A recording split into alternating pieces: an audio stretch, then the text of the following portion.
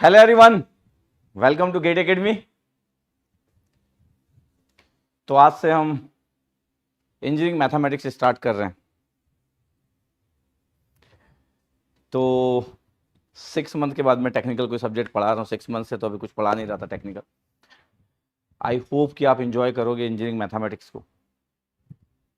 ठीक है, तो एक बार आप बता दीजिएगा ऑडियो वीडियो सब कुछ अच्छा है, सब कुछ सही है। और मैं ये भी जानना चाहूँगा कि आप सेमेस्टर वाले स्टूडेंट्स है या गेट वाले हैं या एएससी वाले हैं।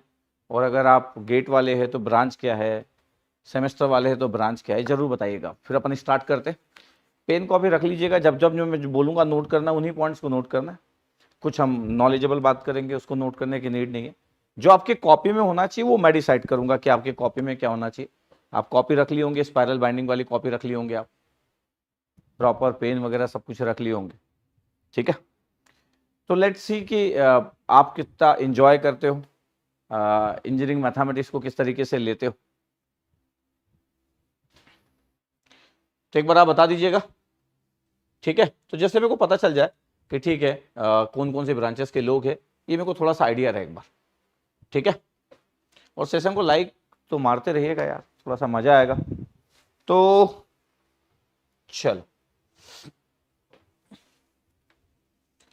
और उनके लिए बड़ा इंपॉर्टेंट होगा जो पहली बार ही स्टडी करने जा रहे हैं। कुछ लोग तो जो मेरे को पहले से जानते हैं तो ठीक है, जो लोग फर्स्ट टाइम स्टडी करने वाले हैं, देखो मैं एकदम प्रॉपर इस क्लास के लिए एकदम प्रॉपर रेडी वेडी हुआ, नया शर्ट निकाला। नॉर्मली किसी पार्टी वगैरह में जाना है तो भी मैं वहाँ पे उतना प्लान नहीं करता हूँ, लेकिन आपकी क्लास के लिए भले चाहिए, ऑनलाइन क्लास है, कोई स्टूडेंट नहीं है, तो भी proper mind setup, good thought process के साथ में क्लास स्टार्ट करना पसंद करता हूँ, क्योंकि यही सब कुछ है, इसी का मजा है, बाकी सब चीज़ तो सेकेंडरी है।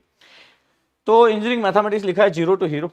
मैं चाहता हूँ कॉपी में पहले लिख लिया जाए कि engineering mathematics bye Umesh Dhande. मैं चाहता हूँ ये कॉपी पूरी डेडिकेटेड टू मी रहे, engineering mathematics bye Umesh Dhande. और ये बड़ा इंटरेस्टिंग होना चाहिए। मैं एक्सपेक्ट कर रहा हूँ कि हमारा मैथ्स जो होना चाहिए वो सबसे अच्छा होना चाहिए। ठीक है, चलो तो स्टार्ट कर रहे हैं अभी अपन। अब देखो आपके पास पहले में आपके पास देख रहे हो कि आर्यभट्ट जी की फोटो लगी हुई है, और इनको बोला जाता है फादर ऑफ इंडियन मैथमेटिक्स। क्यों बोला जाता है बताओ, फादर ऑफ इंडियन मैथमेटिक्स क्यों बोला जाता है? हम बड़े इंटरेस्टिंग बनाएंगे मैथ्स को। प्रैक्टिस प्रैक्टिस प्रैक्टिस, ये तो पूरी दुनिया बोलती है। ठीक है, मैं जिस तरीके से पढ़ाऊंगा वो मैथ्स थोड़ा तो अलग होगा इस दुनिया से, तो जस्ट देखते जाइएगा। ठीक है, तो मैं बोला कि ये किस लिए आर्यभट्ट जी किस लिए फेमस है, किसी को पता होगा तो बिल्कुल बताइएगा। क्या स्पेशल रहा है इनका इंडियन मैथमेटिक्स में? तो लिख रहे कुछ लोग कि इंट्रोड्यूस जीरो किए करके, इंट्रोड्यूस जीरो किए। ठीक है, जो भी आपका आंसर है कि इंट्रोड्यूस जीरो किए, सही बात। जो पाई आप जानते हो उसका डेसिमल में 4 पॉइंट तक यही वैल्यूज सबसे पहले प्रोवाइड किए थे, और ट्रिग्नोमेट्री के बहुत सारे जो कंसेप्ट है वो ये दिए। तो इनका इंडियन मैथमेटिक्स में तो बहुत ज़्यादा रोल है, और जीरो के बारे में सभी लोग जानते हैं, तो माइंड में रहता है कि जीरो को इंट्रोड्यूस किए। ठीक है, ओके गुड। तो जीरो का नाम जीरो प्रोवाइड किया। अब देखिएगा आपके पास कि जस्ट इसलिए हम स्टार्ट किए कि भाई आर्यभट्ट जी से स्टार्ट करना चाहिए, तो पता होना चाहिए बेसिक। अब देखो आपके पास ये जो कोर्स है, ये कोर्स किस किस के लिए है? जो भी इंजीनियरिंग का स्टूडेंट्स हो, इंजीनियरिंग का जो भी स्टूडेंट्स रहे उनके लिए, जो गेट एस्पिरेंट है उनके लिए, जो भी ईएससी के एस्पिरेंट है उनके लिए। ठीक है, मैं पूरा डिटेल करता हूँ सब कुछ, क्योंकि ये लेक्चर जीरो है। मैं पूरा बताता हूँ कि कैसे कैसे क्या क्या रहने वाला है, सब कुछ, ईच एंड एवरीथिंग। तो सभी स्टूडेंट्स के लिए, इसलिए मैं बोल रहा हूँ कि सेशन को लाइक शेयर कर दीजिएगा, सबको पता रहे कि क्लासेस अपनी चल रही है, सबको पता रहे। ठीक, ओके। ये अब देखो आपके पास सबसे पहले मैं सिलेबस से स्टार्ट करता हूं कि इलेक्ट्रॉनिक्स का जो सिलेबस है, फटाफट आगे बढ़ूंगा, इसको नोट नहीं करना जब तक मैं नोट डाउन नहीं बोलूंगा। सिर्फ आपकी कॉपी में लिखा है engineering mathematics bye Umesh Dhande, इसके सिवा कुछ नोट नहीं करना जब तक मैं नहीं बोलूंगा। ये सिलेबस इलेक्ट्रॉनिक्स का सिलेबस है, लीनियर अलजेब्रा है, कैलकुलस है। हर सिलेबस लीनियर अलजेब्रा से नॉर्मली स्टार्ट होता है। कोई भी इंजीनियरिंग मैथमेटिक्स का सिलेबस जो गेट का बना है वो लीनियर अलजेब्रा से स्टार्ट होता है, फिर कैलकुलस है, फिर डिफरेंशियल इक्वेशन है, जैसे आपके पास दिख रहा है। ठीक है, उसके बाद आप देखोगे तो वेक्टर एनालिसिस है, कॉम्प्लेक्स वेरिएबल है, प्रोबेबिलिटी एंड स्टैटिक्स, ये इलेक्ट्रॉनिक्स का सिलेबस। इसके अंदर में आपके पास कभी कहीं पे ज्यादा लाइन दिख रही होगी, कहीं पे कम लाइन दिख रही होगी, ठीक है। क्या बताना चाहता हूं, इलेक्ट्रिकल में देखिए आपके पास लीनियर अलजेब्रा लिखा है, कैलकुलस लिखा हुआ, आपके पास डिफरेंशियल इक्वेशन लिखा हुआ है, वेक्टर एनालिसिस लिखा है, कॉम्प्लेक्स वेरिएबल प्रोबेबिलिटी, सॉरी ये इलेक्ट्रिकल का कॉम्प्लेक्स वेरिएबल लिखा, प्रोबेबिलिटी एंड स्टैटिस्टिक्स लिखा, एग्जैक्टली सिलेबस सेम है, सिर्फ डिफरेंस ये है कि इसमें कैलकुलस में ही इंटीग्रल और ये आपके पास वेक्टर कैलकुलस इसमें आ गया, वहां पे वेक्टर कैलकुलस अलग से लिखा था, वेक्टर एनालिसिस लिखा था, बाकी सिलेबस सेम। अब ये भी ना सोचे कि दो लाइन एक लाइन में सिलेबस लिखा हुआ है लीनियर अलजेब्रा का, इसका मतलब ये सिलेबस छोटा और ये सिलेबस बड़ा है। मैथ्स में ऐसा कुछ होता नहीं, मैथ्स में ऐसा कुछ होता नहीं कि एक एक लाइन वाइज देखते हैं, बस आपको पता रहे, जस्ट इसलिए मैं आपको आइडिया दे रहा हूँ कि सिलेबस पता रहे, ठीक है। अब सिलेबस में भी देखो कुछ कुछ चीजें बड़ी इंटरेस्टिंग है। क्या इंटरेस्टिंग है, ये इलेक्ट्रॉनिक्स इलेक्ट्रिकल का सिलेबस बताया, ये इंस्ट्रूमेंटेशन का सिलेबस बताया, वही लीनियर अलजेब्रा, वही कैलकुलस, वही डिफरेंशियल इक्वेशन, फिर वही आपके पास एनालिसिस ऑफ कॉम्प्लेक्स वेरिएबल। इस वाले में भी जो कैलकुलस है इसमें स्टोक्स गॉस और ग्रीन्स थ्योरम है, तो वेक्टर जो कैलकुलस है वो इसमें इन्वॉल्व है, लिख दिया, अंदर ही लिख दिया गया है। क्या डिफरेंट चीज है, अगर मैं डिफरेंट चीज की बात करूं तो इसमें ना जो डिफरेंट चीज है आपके पास वो है, अगर आप देखोगे तो डिफरेंट जो चीज है वो न्यूमेरिकल मेथड, ये न्यूमेरिकल जो मेथड है ये आपके पास डिफरेंट है, जो कि इलेक्ट्रॉनिक्स और इलेक्ट्रिकल के सिलेबस में नहीं है, और न्यूमेरिकल मेथड है इंस्ट्रूमेंटेशन के सिलेबस में, और बाकी ब्रांचेस में भी न्यूमेरिकल मेथड है। तो हम ये भी डील करेंगे, न्यूमेरिकल मेथड भी डील करेंगे, ठीक है। ये अब मैकेनिकल का सिलेबस है वही लीनियर अलजेब्रा, वही कैलकुलस, वही differential equation, complex variable, probability, statistics और न्यूमेरिकल मेथड है, अगेन सेम। इसका मतलब है न्यूमेरिकल मेथड मैकेनिकल वालों को भी, इंस्ट्रूमेंटेशन वालों को भी। सिविल वाले की बात करें तो वही लीनियर अलजेब्रा, वही कैलकुलस, वही ऑर्डिनरी डिफरेंशियल इक्वेशन। सिविल को लिखते समय में वो पार्शियल डिफरेंशियल इक्वेशन भी लिख दिए, ऑर्डिनरी डिफरेंशियल इक्वेशन भी लिख दिया, प्रोबेबिलिटी, स्टैटिस्टिक्स वही न्यूमेरिकल मेथड है। ये बड़ा इंटरेस्टिंग है कि न्यूमेरिकल मेथड इलेक्ट्रॉनिक्स इलेक्ट्रिकल के सिलेबस में नहीं है, लेकिन इंस्ट्रूमेंटेशन मैकेनिकल और सिविल के सिलेबस में है, और इसका कोई तुक नहीं बनता है कि न्यूमेरिकल मेथड क्यों इलेक्ट्रॉनिक्स इलेक्ट्रिकल में नहीं होना चाहिए, इसका कोई तुक नहीं बनता है। तो कभी कभी मेरे को लगता है कई बार तो लोग एक बार बन गया सिलेबस तो देखते भी नहीं है, यकीनन नहीं देखते, ठीक है, यकीनन नहीं देखते, ठीक है। तो न्यूमेरिकल मेथड नहीं है, लेकिन फिर भी मैं बता दूं कि कल अगर न्यूमेरिकल मेथड का क्वेश्चन अगर इलेक्ट्रॉनिक्स के सिलेबस में आ गया तो मार्क्स टू ऑल नहीं मिलेगा। आईआईटी वाले बोलते हैं अरे यार इतना तो आपको आना चाहिए करके, यकीनन अगर न्यूमेरिकल मेथड का क्वेश्चन इलेक्ट्रॉनिक्स में आ गया और आप बोले कि सर ये तो हमारे सिलेबस में नहीं था, ये तो मैकेनिकल, सिविल और इंस्ट्रूमेंटेशन के सिलेबस में था, तो भी मार्क्स टू ऑल वो नहीं जाते, इतनी जल्दी मार्क्स टू ऑल पे नहीं जाते हो, ओके। ये आपके पास केमिकल का सिलेबस है, वही लीनियर अलजेब्रा, वही कैलकुलस, वही differential equation, complex variable, probability, statistics और न्यूमेरिकल मेथड, ये देख रहे होंगे आपके पास। ये बड़ा इंटरेस्टिंग है जो इस साल सेट हुआ है, ये इंटरेस्टिंग है। क्या आपके पास data science and artificial intelligence, ये डी फॉर डेटा साइंस और ए फॉर आर्टिफिशियल इंटेलिजेंस। अब इसमें देखोगे तो लीनियर अलजेब्रा दिखेगा 6 लाइन, सर अभी तो हम देख रहे थे, अभी तक सर लीनियर अलजेब्रा देख रहे थे 2-2 लाइन में था, अभी सर 6 लाइन में हो गया, तो लीनियर अलजेब्रा इतना बड़ा दिख रहा है। आपको पता है कि जो डेटा साइंस और आर्टिफिशियल इंटेलिजेंस है इसमें मैथ्स ही 40 नंबर है, 36 मिनिमम और maximum 40 number, average 38 number, maths, only maths. आगे बढ़ रहा हूं मैं, इसका मतलब है पेपर 2 कोई भी सिलेक्ट कर सकता है डीए कोड से, पेपर 2 कोई भी सिलेक्ट कर सकता है, क्योंकि ये 40 नंबर और 15 नंबर एप्टीट्यूड, 55 नंबर इसी से हो जाएगा। लेकिन आप में से पूरा मैथ्स पढ़ लोगे, उसके बाद डिसाइड करना कि क्या आप डीए भी ले सकते हो पेपर नंबर 2। और जो डेटा साइंस के स्टूडेंट्स हैं वो लोग तो उनके लिए तो कोई बात ही नहीं है। तो क्या सर आप इसमें जो एक्स्ट्रा बातें वो भी कवर करोगे, जैसे प्रोजेक्शन मैट्रिक्स जो है वो नहीं होता, किसी दूसरे ब्रांचेस में नहीं है, बट आई विल कवर। तो आप इसमें देखेंगे पार्टीशन मैट्रिक्स नहीं है बाकी दूसरे ब्रांचेस में, बट आई विल कवर। तो ये आपके पास जैसे कैलकुलस और ऑप्टिमाइजेशन से टॉपिक वही है आपके पास, प्रोबेबिलिटी एंड स्टैटिस्टिक्स है ये। और इसमें जो प्रोबेबिलिटी वाला पार्ट है वो ज्यादा है आपके पास, जैसे सेंट्रल लिमिट थ्योरम है, कॉन्फिडेंस इंटरवल है, जेड टेस्ट है, टी टेस्ट है, इसमें ज्यादा चीज है जब स्टैटिस्टिक्स की बात होती है। क्योंकि तो इसमें देखो चैप्टर में आपके पास क्या क्या है, इसमें पूरा का पूरा लीनियर अलजेब्रा, कैलकुलस और प्रोबेबिलिटी, सिर्फ 3 ही चैप्टर है, लेकिन डिटेलिंग अच्छा है, सिर्फ 3 ही चैप्टर है। इसका मतलब ये सब बड़े बड़े चैप्टर ही होते हैं। तो लीनियर अलजेब्रा का डिटेलिंग है, प्रोबेबिलिटी का डिटेलिंग है, कैलकुलस का डिटेलिंग है, तो बड़ा मजेदार मैं ये भी कवर करने वाला हूं, डेटा साइंस वालों को भी कवर करने वाला हूं। ये कंप्यूटर साइंस का सिलेबस है, इसमें डिस्क्रीट मैथमेटिक्स है, इस वाले पार्ट को मैं कवर नहीं करूंगा क्योंकि डिस्क्रीट मैथमेटिक्स मेरे को आता ही नहीं है, तो मैं डीएम को पार्ट कवर नहीं करूंगा। कभी जिंदगी में मौका मिलेगा तो डीएम को पढ़ाऊंगा, अभी मेरे को नहीं आता डिस्क्रीट मैथमेटिक्स। लीनियर अलजेब्रा से स्टार्ट कर, लीनियर अलजेब्रा इनको है, कैलकुलस इनको है, प्रोबेबिलिटी और स्टैटिस्टिक्स। तो कंप्यूटर साइंस वाले इसके लिए मेरे को फॉलो कर सकते हैं, linear algebra, calculus, probability and statistics इसके लिए फॉलो कर सकते हैं। पीआई में वही लीनियर अलजेब्रा, वही कैलकुलस, वही डिफरेंशियल इक्वेशन। कॉम्प्लेक्स वेरिएबल में आपके पास देखो एक ही लाइन लिखा हुआ है, तो इससे आप कंफ्यूज ना हो कि इनको एक ही लाइन लिखा, प्रोबेबिलिटी एंड स्टैटिस्टिक्स और न्यूमेरिकल मेथड। तो एनएम जो है न्यूमेरिकल मेथड तो सभी को है लगभग, सिर्फ इलेक्ट्रॉनिक्स इलेक्ट्रिकल को नहीं है और कंप्यूटर साइंस को तो नहीं होता है।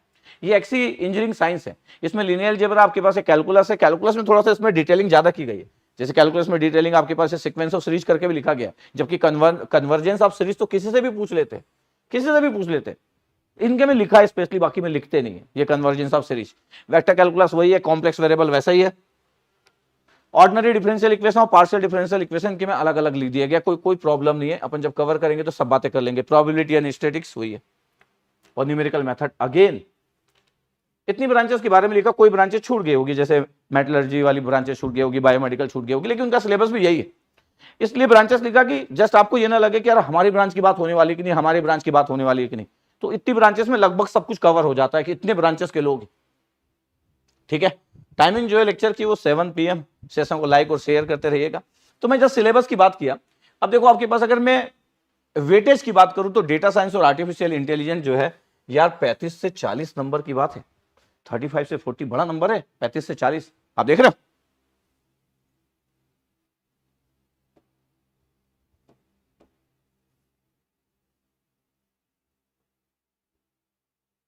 हाँ, तो 35 से 40 है। इंजीनियरिंग साइंस जो है एक्सी, जिसका कोड होता है एक्सी, ये जो एक्सी जिसका कोड है, ये 15 नंबर का आपके पास, ये 15 मार्क्स के आसपास, और बाकी सब 13 मार्क्स है। जो ब्रांचेस आप जानते हो 13 मार्क्स फिक्स है। बट इंजीनियरिंग साइंस में थोड़ा सा ज्यादा आ जाता है, और डेटा साइंस की तो बात ही नहीं है, वो तो 35 से 40 के बीच में लाई करता है, ठीक है। ये अब देखो आपके पास मैं ईएससी की बात भी कर देता हूं कि इंजीनियरिंग सर्विसेज एग्जाम जो लोग प्रिपरेशन करना चाहते हैं, जो देना चाहते हैं, थोड़ा बहुत मेरे को आपको लगेगा कि मेरे को पसीना आ रहा है, तो इसलिए क्योंकि ये कुछ दिनों से यहाँ पे एसी काम नहीं कर रहा था, और वो फिर कुछ एजेंसीज वगैरह आ नहीं पाई, और इतने दिन से क्लासेस हो नहीं रही थी, इसलिए आपको लगेगा। तो पंखे वगैरह चल रहे हैं, बट मैं मोटिवेटेड हूँ, क्योंकि इससे कोई भी प्रॉब्लम नहीं कि एसी चल रहा है नहीं चल रहा है, पंखे चल रहे हैं, लेकिन मैं पंखे मेरे चारों साइड चल रहे हैं, एसी बंद है, इसलिए थोड़ा बहुत लग सकता है, ठीक है। मतलब ऐसा ना लगे किसी कॉम्पिटिटर को जो मैथ्स पढ़ाता हो कि देखो सर को पसीना आ रहा है करके ऐसा ना लगे, इसलिए जस्ट बता दिया, ऐसा सोचने की नीड नहीं है, इसमें क्या पसीना आएगा, ठीक है। ओके, देखो ईएससी एग्जामिनेशन जो है आपके पास, इसमें देखो पेपर का पैटर्न कैसे होता है, ईएससी की बता दे रहा हूं। पेपर 1 पेपर 2 होता है। पेपर 1 जो होता है जनरल स्टडी और इंजीनियरिंग एप्टीट्यूड के नाम से होता है, और पेपर 2 4 ब्रांचेस में होता है, सिविल, मैकेनिकल, इलेक्ट्रिकल, इलेक्ट्रॉनिक्स, और इसमें से कोई भी ब्रांचेस जो आपकी हो सकती है वो ब्रांचेस का होता है, जो कि पूरा का पूरा टेक्निकल होता है। ये 2 घंटे का पेपर होता है, 3 घंटे का पेपर होता है, 100 नंबर का होता है, 150 नंबर का होता है, ये 500 नंबर का प्री का पेपर होता है, ये प्री का पेपर होता है 500 नंबर का, ठीक है। अब आपके पास स्टेज 2 में मेंस का एग्जाम होता है, जो कन्वेंशनल होता है, इसमें भी पेपर 1 पेपर 2 होता है, और ये 300 और 300 600 नंबर का होता है, ये 600 और 500 1100 नंबर। उसके बाद क्या होता है, उसके बाद आपके पास पर्सनालिटी, आपके पास टेस्ट होता है, इंटरव्यू होता है, फिर आपका इंजीनियरिंग सर्विसेज में सिलेक्शन हो जाता है। सर आप ईएससी की बात क्यों की है? अच्छा, मैं ईएससी की बात इसलिए की है कि जो पेपर 1 है कॉमन फॉर ऑल कैंडिडेट्स, इसमें जो जनरल स्टडी और इंजीनियरिंग एप्टीट्यूड है, इसमें एक पोर्शन इंजीनियरिंग मैथमेटिक्स का है, ये पोर्शन इंजीनियरिंग मैथमेटिक्स का है, जो कि पेपर 1 कॉमन टू ऑल है। कॉमन टू ऑल मतलब 4 ही ब्रांचेस होती है, इलेक्ट्रॉनिक्स, इलेक्ट्रिकल, मैकेनिकल और सिविल, 4 ही ब्रांचेस से लोग इंजीनियरिंग सर्विसेज का एग्जाम दे सकते हैं, ये इसमें कॉमन है। ये बाकी पूरा का पूरा लिखा हुआ है सिलेबस। अब ये देखो आपके पास जो इंजीनियरिंग मैथमेटिक्स से क्वेश्चन है, आपके पास देखो 15 क्वेश्चन अभी ज्यादा आ रहे, पहले तो कम आ रहे थे, लेकिन आजकल देखो पिछले 3-4 साल ज्यादा आ रहे, 30 मार्क्स 28 30 मार्क्स, इतना सी मैथ्स का आ रहा है पेपर 1 में इंजीनियरिंग सर्विसेज के, जो कॉमन टू ऑल है, मतलब 4 ब्रांचेस है। इसके बाद एक इंटरेस्टिंग चीज है, ये कुछ टॉपिक लिखे हुए कि 2024 में क्या आया था, 23 में क्या आया था, 22 में क्या आया था, इंजीनियरिंग मैथमेटिक्स वाला जो पोर्शन था ईएससी में। अब एक इंटरेस्टिंग बात है कि अगर आप इलेक्ट्रिकल के स्टूडेंट, सिर्फ इलेक्ट्रिकल की बात करो, तो इलेक्ट्रिकल के स्टूडेंट अगर हो तो आपका जो टेक्निकल पेपर है उसमें भी मैथ्स से इंजीनियरिंग सर्विसेज में, बड़ा इंटरेस्टिंग है। इसका मतलब है कि जो आप टेक्निकल पेपर दोगे उसमें भी मैथ्स है, और ये मैथ्स का सिलेबस है पूरा का पूरा टेक्निकल पेपर में जितना हम पढ़ते हैं। तो इलेक्ट्रिकल स्टूडेंट को मैथ्स वाइज ज्यादा एडवांटेज है, क्योंकि उसके टेक्निकल में भी मैथ्स है। बाकी पेपर 1 में तो मैथ्स का पोर्शन रहेगा ही 15 क्वेश्चन के आसपास, लेकिन उसके खुद के टेक्निकल पेपर में भी मैथ्स है। तो इलेक्ट्रिकल स्टूडेंट को मैथ्स वाइज ये ज्यादा एडवांटेज है। ये ओवरऑल पूरे सिलेबस की बात किया मैं। अब हमारा सिलेबस कैसा रहने वाला है, ये हमारे सिलेबस की बात करने वाले हैं, ये हमारे सिलेबस की बात करने वाले हैं। तो मैं चाहता हूं कि पूरा डिटेलिंग किया जाए, फिर स्टोरी बनाई जाए। और अभी तक आप कुछ नोट नहीं किए, क्योंकि नोट करने की जरूरत नहीं है अभी तक, जब तक मैं ना बोलूं नोट नहीं करना है, सिर्फ सुनते जाना है, ठीक है। अब देखो, अब आपके पास क्या है, हमारा सिलेबस क्या होगा। हम लीनियर अलजेब्रा से स्टार्ट करने वाले, जो कॉमन टू ऑल है, फिर डिफरेंशियल इक्वेशन पढ़ाने वाला हूं, फिर कैलकुलस पढ़ाने वाला हूं, फिर प्रोबेबिलिटी, रैंडम वेरिएबल, स्टैटिस्टिक्स पढ़ाने वाला हूं, और ये चैप्टर 5 आपके पास कॉम्प्लेक्स वेरिएबल, ये आपके पास है। ये न्यूमेरिकल मेथड है। लाप्लास ट्रांसफॉर्म सिर्फ मैकेनिकल, केमिकल और पीआई वाले को होता है, बाकी लोगों को नहीं होता है। फोरियर सीरीज सिविल को और एक्सी वाले को होता है। इसका मतलब है मैं पूरा कवर करूंगा, हाँ ये भी कवर करूंगा, ये सब भी कवर करूंगा, दिस वन, ये ठीक है। इतना क्लियर हुआ आपको? ठीक है। अब मैं ये ऐसे कि पहले की बात कर रहा था कि वेटेज ऑफ इंजीनियरिंग सब्जेक्ट, ठीक है, ओके।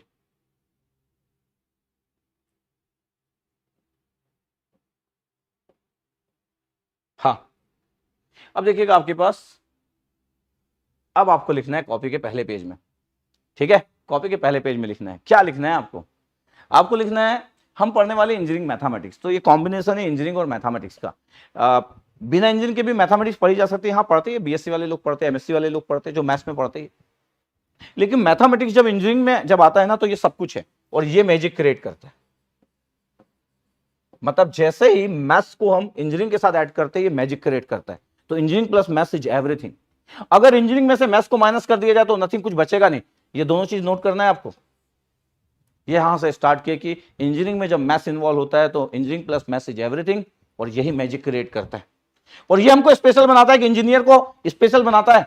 एक इंजीनियर ऐसा हो ही नहीं सकता जो बोले कि उसका मैथ्स वीक है। मैथ्स में तो उसकी कमांड हमेशा होना चाहिए, चाहे मैथ्स उसका फेवरेट सब्जेक्ट हो या ना हो। हम ट्राई करेंगे फेवरेट हो, लेकिन हो ना हो, लेकिन मैथ्स वीक नहीं हो सकता। तो इंजीनियरिंग प्लस मैथ्स जब कंबाइन होता है तो मैं बोला मैजिक क्रिएट करता है। ऐसी कोई ब्रांच नहीं होगी जिसमें बिना मैथ्स के कुछ यूज हो सके, चाहे वो सिविल हो, चाहे वो मैकेनिकल हो, चाहे वो इलेक्ट्रॉनिक्स हो, इलेक्ट्रिकल हो, केमिकल हो, हर जगह मैथ्स है। और जब मैं इंजीनियरिंग में इन्वॉल्व कर देता हूं तो हमारे चारों साइड सिर्फ इंजीनियरिंग है। तो इंजीनियरिंग का डेफिनेशन लिखा हुआ, मैथमेटिक्स का डेफिनेशन लिखा हुआ। आप जानते हो मैथमेटिक्स क्या? आपके पास स्टडी ऑफ क्वांटिटीज और relation with the help of numbers और सिंबल्स। ये इसको लिखने की जरूरत नहीं कि मैथमेटिक्स कैसे डिफाइन करते हैं, इंजीनियरिंग को कैसे डिफाइन करते हैं, ये भी आपको पता है। स्पेशलाइजेशन है डिफरेंट डिफरेंट ब्रांचेस का। लेकिन जब इसमें मैथ्स इन्वॉल्व करते हैं ना आपके पास, तो ये बड़ा इंटरेस्टिंग हो जाता है। तो हम पढ़ने जा रहे हैं क्या? Engineering mathematics. तो जब इंजीनियरिंग मैथमेटिक्स पढ़ते तो हमारे सोचने का नजरिया एक बीएससी मैथमेटिक्स और एक एमएससी मैथमेटिक्स से ज्यादा अच्छा होना चाहिए। आप एग्री करते हो? एक इलेक्ट्रॉनिक्स इंजीनियर का, एक इलेक्ट्रिकल इंजीनियर का, एक mechanical, chemical, civil, computer science, कोई भी ब्रांच वाला हो, उसका मैथमेटिक्स एक बीएससी और एमएससी वाले से अच्छा होना चाहिए। क्योंकि हमारे पास सोच होना चाहिए कि हम अपने इंजीनियरिंग में मैथ्स को कहां यूज करते हैं। कई बार हमको नहीं पता होता, एक सिविल इंजीनियर को लगता है कि वो आरसीसी की बात कर रहा है, स्टील स्ट्रक्चर की बात कर रहा है, वो मैथ्स वर्ड यूज नहीं करता कई बार कि वहां पे हम डिजाइन करने वाले हैं, वहां पे डैम डिजाइन करने वाले। लेकिन एवरीवेयर इज मैथ्स। हर जगह कैलकुलस लगेगा, हर जगह लीनियर अलजेब्रा लगेगा, हर जगह। ऐसी कोई जगह नहीं होगी जहां मैथ्स नहीं लगेगा। अलग बात है कभी हम बोलते कभी नहीं बोलते, लेकिन हर जगह मैथ्स लगता है। आप एग्री करते हो कि नहीं? आप एग्री करते हो सभी लोग? अरे सभी लोग आप एग्री करते हो कि बिना मैथ्स के कुछ है क्या? बिना मैथ्स के कुछ है क्या? नहीं है, सब कुछ मैथ्स है। Everything is maths. ओके, सब एग्री करते हैं इस बात पे? यस, ओके, ठीक है। तो इस बात पे आप एग्री करते हो। तो हमारे कॉपी में सिर्फ आया engineering plus maths is everything, bracket में आप लिख सकते हो मैजिक। और अगर मैं मैथ्स को माइनस कर दूं तो फिर इंजीनियरिंग में कुछ बचेगा नहीं। That means the basic, nothing. मतलब आपके पास सिर्फ इंजीनियरिंग, बेसिक इंजीनियरिंग बोल दोगे आप, बेसिक इंजीनियरिंग। बिना मैथ्स के तो इंजीनियरिंग का इंपॉर्टेंस नहीं, आत्मा है मैथ्स उसकी। ओके, ठीक है।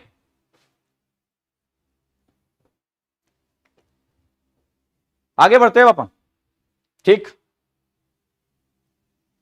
अब इंजीनियर्स किस में रिलाई करता है? मैथमेटिकल कंसेप्ट में, चाहे कैलकुलस हो, अलजेब्रा हो, स्टैटिक्स हो, डिफरेंशियल इक्वेशन हो, हर जगह हम यूज करते हैं।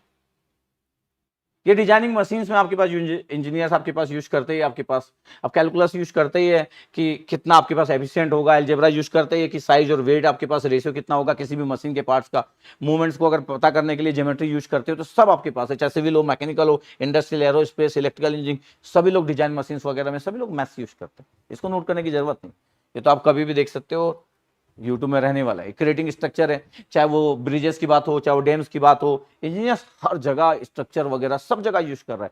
कई बार हम बोल नहीं पाते कि मैथ्स यूज कर रहा है, लेकिन सोचो उसकी जिंदगी में मैथ्स ना हो तो क्या कैलकुलेट कर पाएगा, क्या एनालिसिस कर पाएगा। ओके, ठीक है, आगे बढ़ेंगे, टाइम नहीं लेंगे इसमें। ये डेवलपिंग मॉडल है कि electronics engineer, chemical engineer, computer science, हर जगह, चाहे इलेक्ट्रॉनिक्स डेटा को आपके पास ऑपरेटिंग सिस्टम के साथ इन्वॉल्व करना हो, केमिकल इंजीनियरिंग की बात करते हैं, सब जगह इंजीनियरिंग मैथ्स है।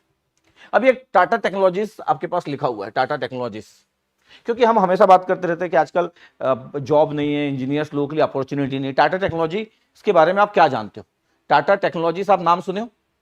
टाटा टेक्नोलॉजीज का नाम सुने हो आप? हाँ, टाटा टेक्नोलॉजीज का नाम सुने हो आप? टाटा टेक्नोलॉजीज का नाम सुने हो कि नहीं?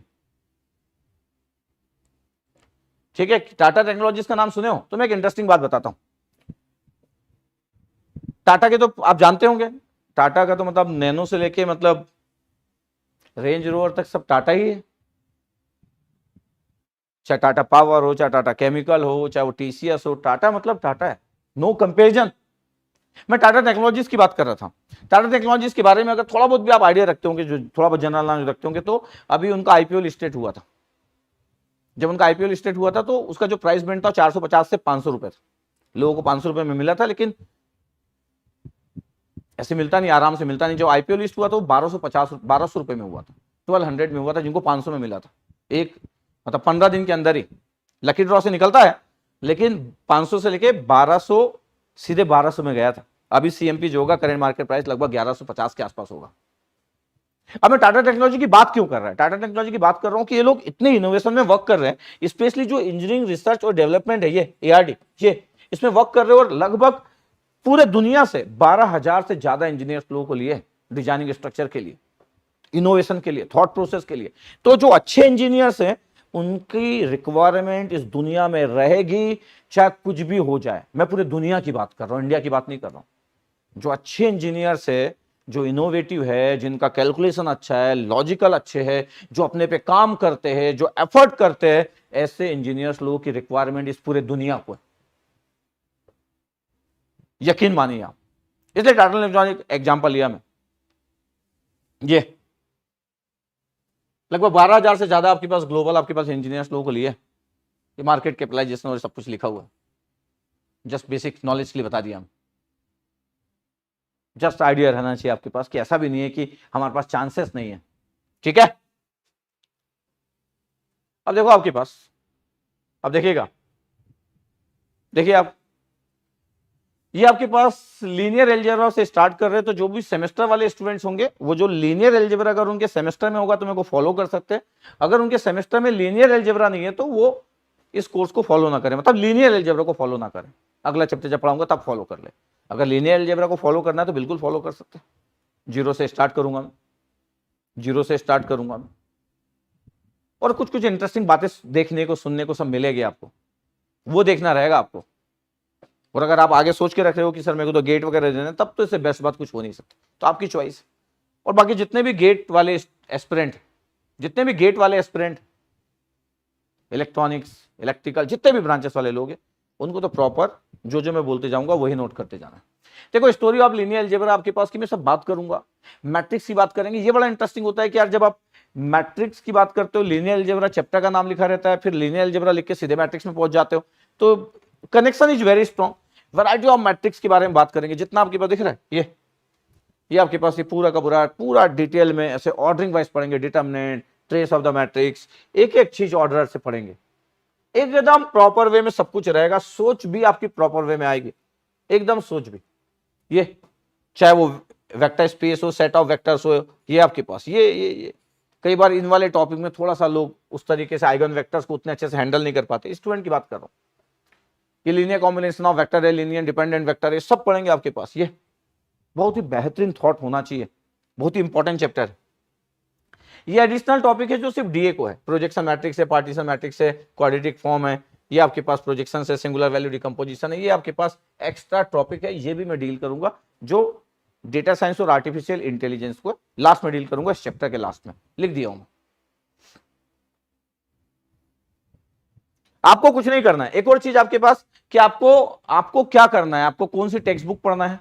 आपको पीवाईक्यू गेट एकेडमी की चाहिए तो वो ले लो, बाकी आपको कोई टेक्स्ट बुक नहीं पढ़ना है। क्वेश्चन के लिए भी मैं दे दूंगा, डीपीपी भी मैं प्रोवाइड कर दूंगा, सब डीपीपी प्रैक्टिस सब कुछ प्रोवाइड कर दूंगा। आप एक बार लिख दिए engineering mathematics bye Umesh Dhande, इसका मतलब है मेरे को लगता है कि अब आपको किसी को फॉलो नहीं करना है, किसी बुक्स को या कोई भी डेटा शीट को फॉलो नहीं करना है, कोई क्वेश्चन के लिए कहीं नहीं जाना है। सब कुछ मैं दे दूंगा, इतना दे दूंगा कि आपको नीड नहीं पड़ेगी। ठीक है, आपको नीड नहीं पड़ेगी तो कहीं नहीं जाना है आपको। ठीक,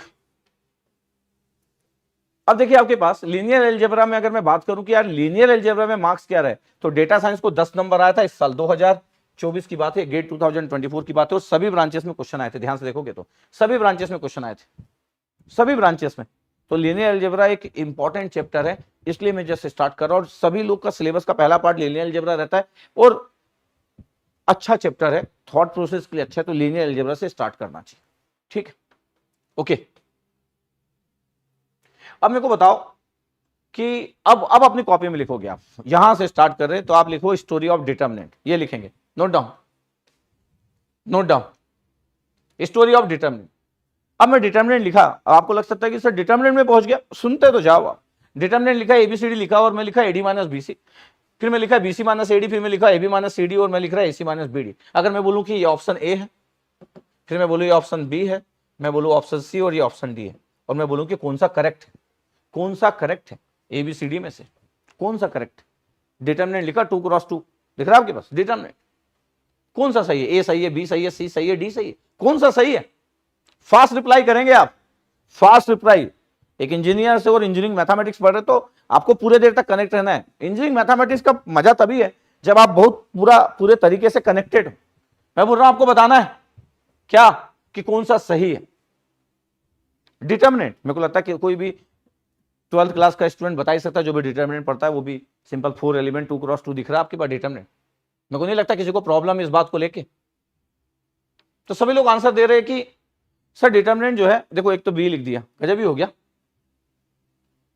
भाई। कोई अगर बी लिख देगा तो इस दुनिया का कैसे रहेगा वो है, इस दुनिया का कैसे रहेगा। पूरा कनेक्टेड रहना है आपको, सेशन को लाइक शेयर मारते जाना है, लाइक लाइक लाइक दबाते जाना है। ठीक है, अपन माहौल क्रिएट कर देंगे। आप चाहते हो ना कि अपन माहौल क्रिएट कर दे पूरा का पूरा इंजीनियरिंग मैथमेटिक्स की, मजेदार होना चाहिए। तो लाइक सेशन मतलब लाइक मारते रहो, शेयर करते रहो, सब लोगों को बुला लो जितने लोग भी है। मैं बोल रहा हूं देखो सब लोग बोल रहे हैं कि सर ए आंसर है, सर बी गलत है, सर सी गलत है और डी गलत है। कि सब लोग बोल रहे हैं कि sir AD minus BC sir, because we know that sir, because we know that. एक लिख रहा है A to D are right sir, A to D all are right sir, गजब ही हो जाएगा। ऑल आर राइट बोल दिया, वो ऑल आर राइट बोल दिया। तो मैं बोल रहा हूं कि ए सही है, इसमें डाउट नहीं आएगा किसी 12th के स्टूडेंट को, या तो आप तो गेट एस्पिरेंट है तो नहीं आएगा।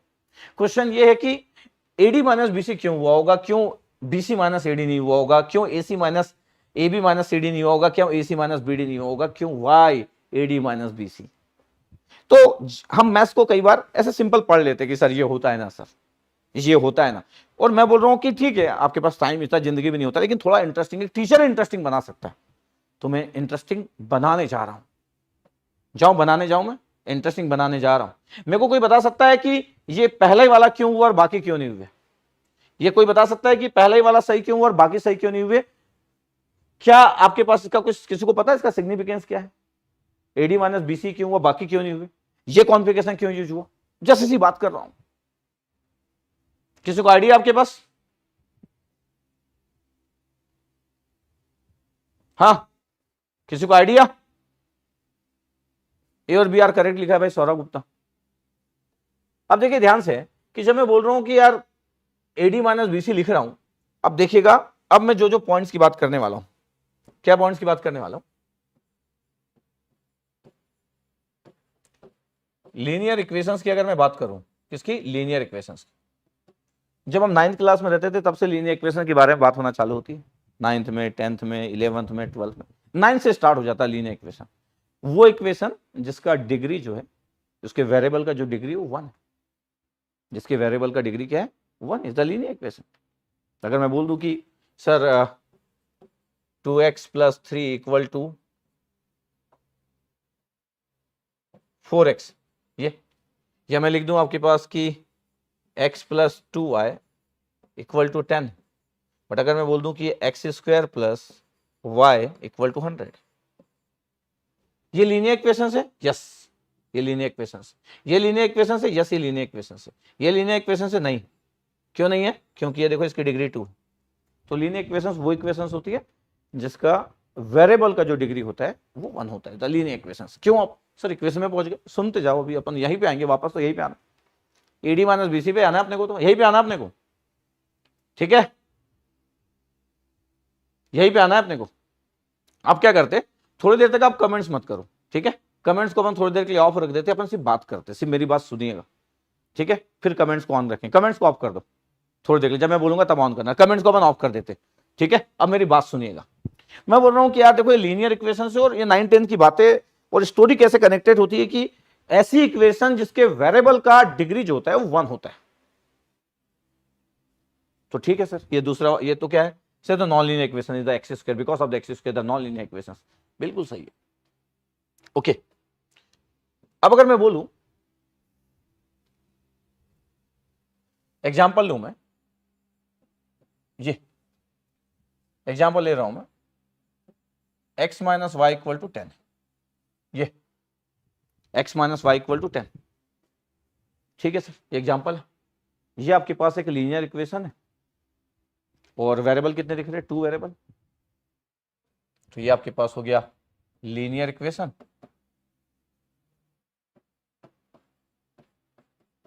इन 2 वेरिएबल्स x और y, ठीक है, x minus y equal to 10, ठीक है। कमेंट्स अभी आपके पास ऑन कर देना, मैं कुछ चीज पूछते भी जाऊंगा, ठीक है, कमेंट्स ऑन कर दो। मगर पूछ रहा हूं कि x माइनस वाई है आपके पास और इसके सॉल्यूशंस कितने होंगे। अगर मैं बोलूं कि इसके सॉल्यूशंस कितने होंगे, इसके सॉल्यूशन, अगर मैं बोलूं कि यार बताओ इसके सॉल्यूशंस, अगर मेरे को बताना है कि सॉल्यूशंस क्या होंगे, ए बोल रहा हूं मैं कि इसके यूनिक सॉल्यूशंस होंगे, ठीक है, ध्यान से सुनना मेरी बातों को। सेकंड में बोल रहा हूं इसका कोई सॉल्यूशन नहीं होगा, और सी बोल रहा हूं कि इनफाइनाइट सॉल्यूशंस होंगे, इनफाइनाइट सॉल्यूशन, ये यूनिक सॉल्यूशन, नो सॉल्यूशन और इनफाइनाइट सॉल्यूशन, 3 बातें लिखा मैं x minus y equal to 10 के। लिखा आपके पास, बड़े आराम से स्टार्ट किया, बड़े आराम से स्टार्ट किया, आप आराम से देखिएगा यार, थोड़ा सा पेशेंस लेवल रखना पड़ेगा। मैं बोला कि एक लीनियर इक्वेशन इन 2 वेरिएबल्स है, ठीक है, दिख रहा है आपके पास इतना। अब ध्यान से सुनिएगा कि जब लीनियर इक्वेशन इन 2 आपके पास वेरिएबल इक्वेशन बोला और मैं बोला कि इसके सॉल्यूशंस कितने, x minus y equal to 10 के, बताइए आपके पास सॉल्यूशंस कितने, इसके सॉल्यूशंस की अगर मैं बात करूं तो कुछ लोग बोल रहे हैं यूनिक सॉल्यूशन है, कुछ लोग बोल रहे हैं इनफाइनाइट सॉल्यूशन है, कुछ लोग बोल रहे हैं कि नो सॉल्यूशन से x minus y equal to 10 के। अब देखिए, अगर मैं बोलूं कि यार x minus y equal to 10 है, अगर आप इसको देखो कि इक्वेशंस क्या है, इक्वेशन को देखिएगा, क्या दिख रहा है आपको, x minus y equal to अगर 10 है तो y की वैल्यू कितना हो गया सर, y की वैल्यू सर x माइनस 10 हो गया सर, ये y की वैल्यू x माइनस 10।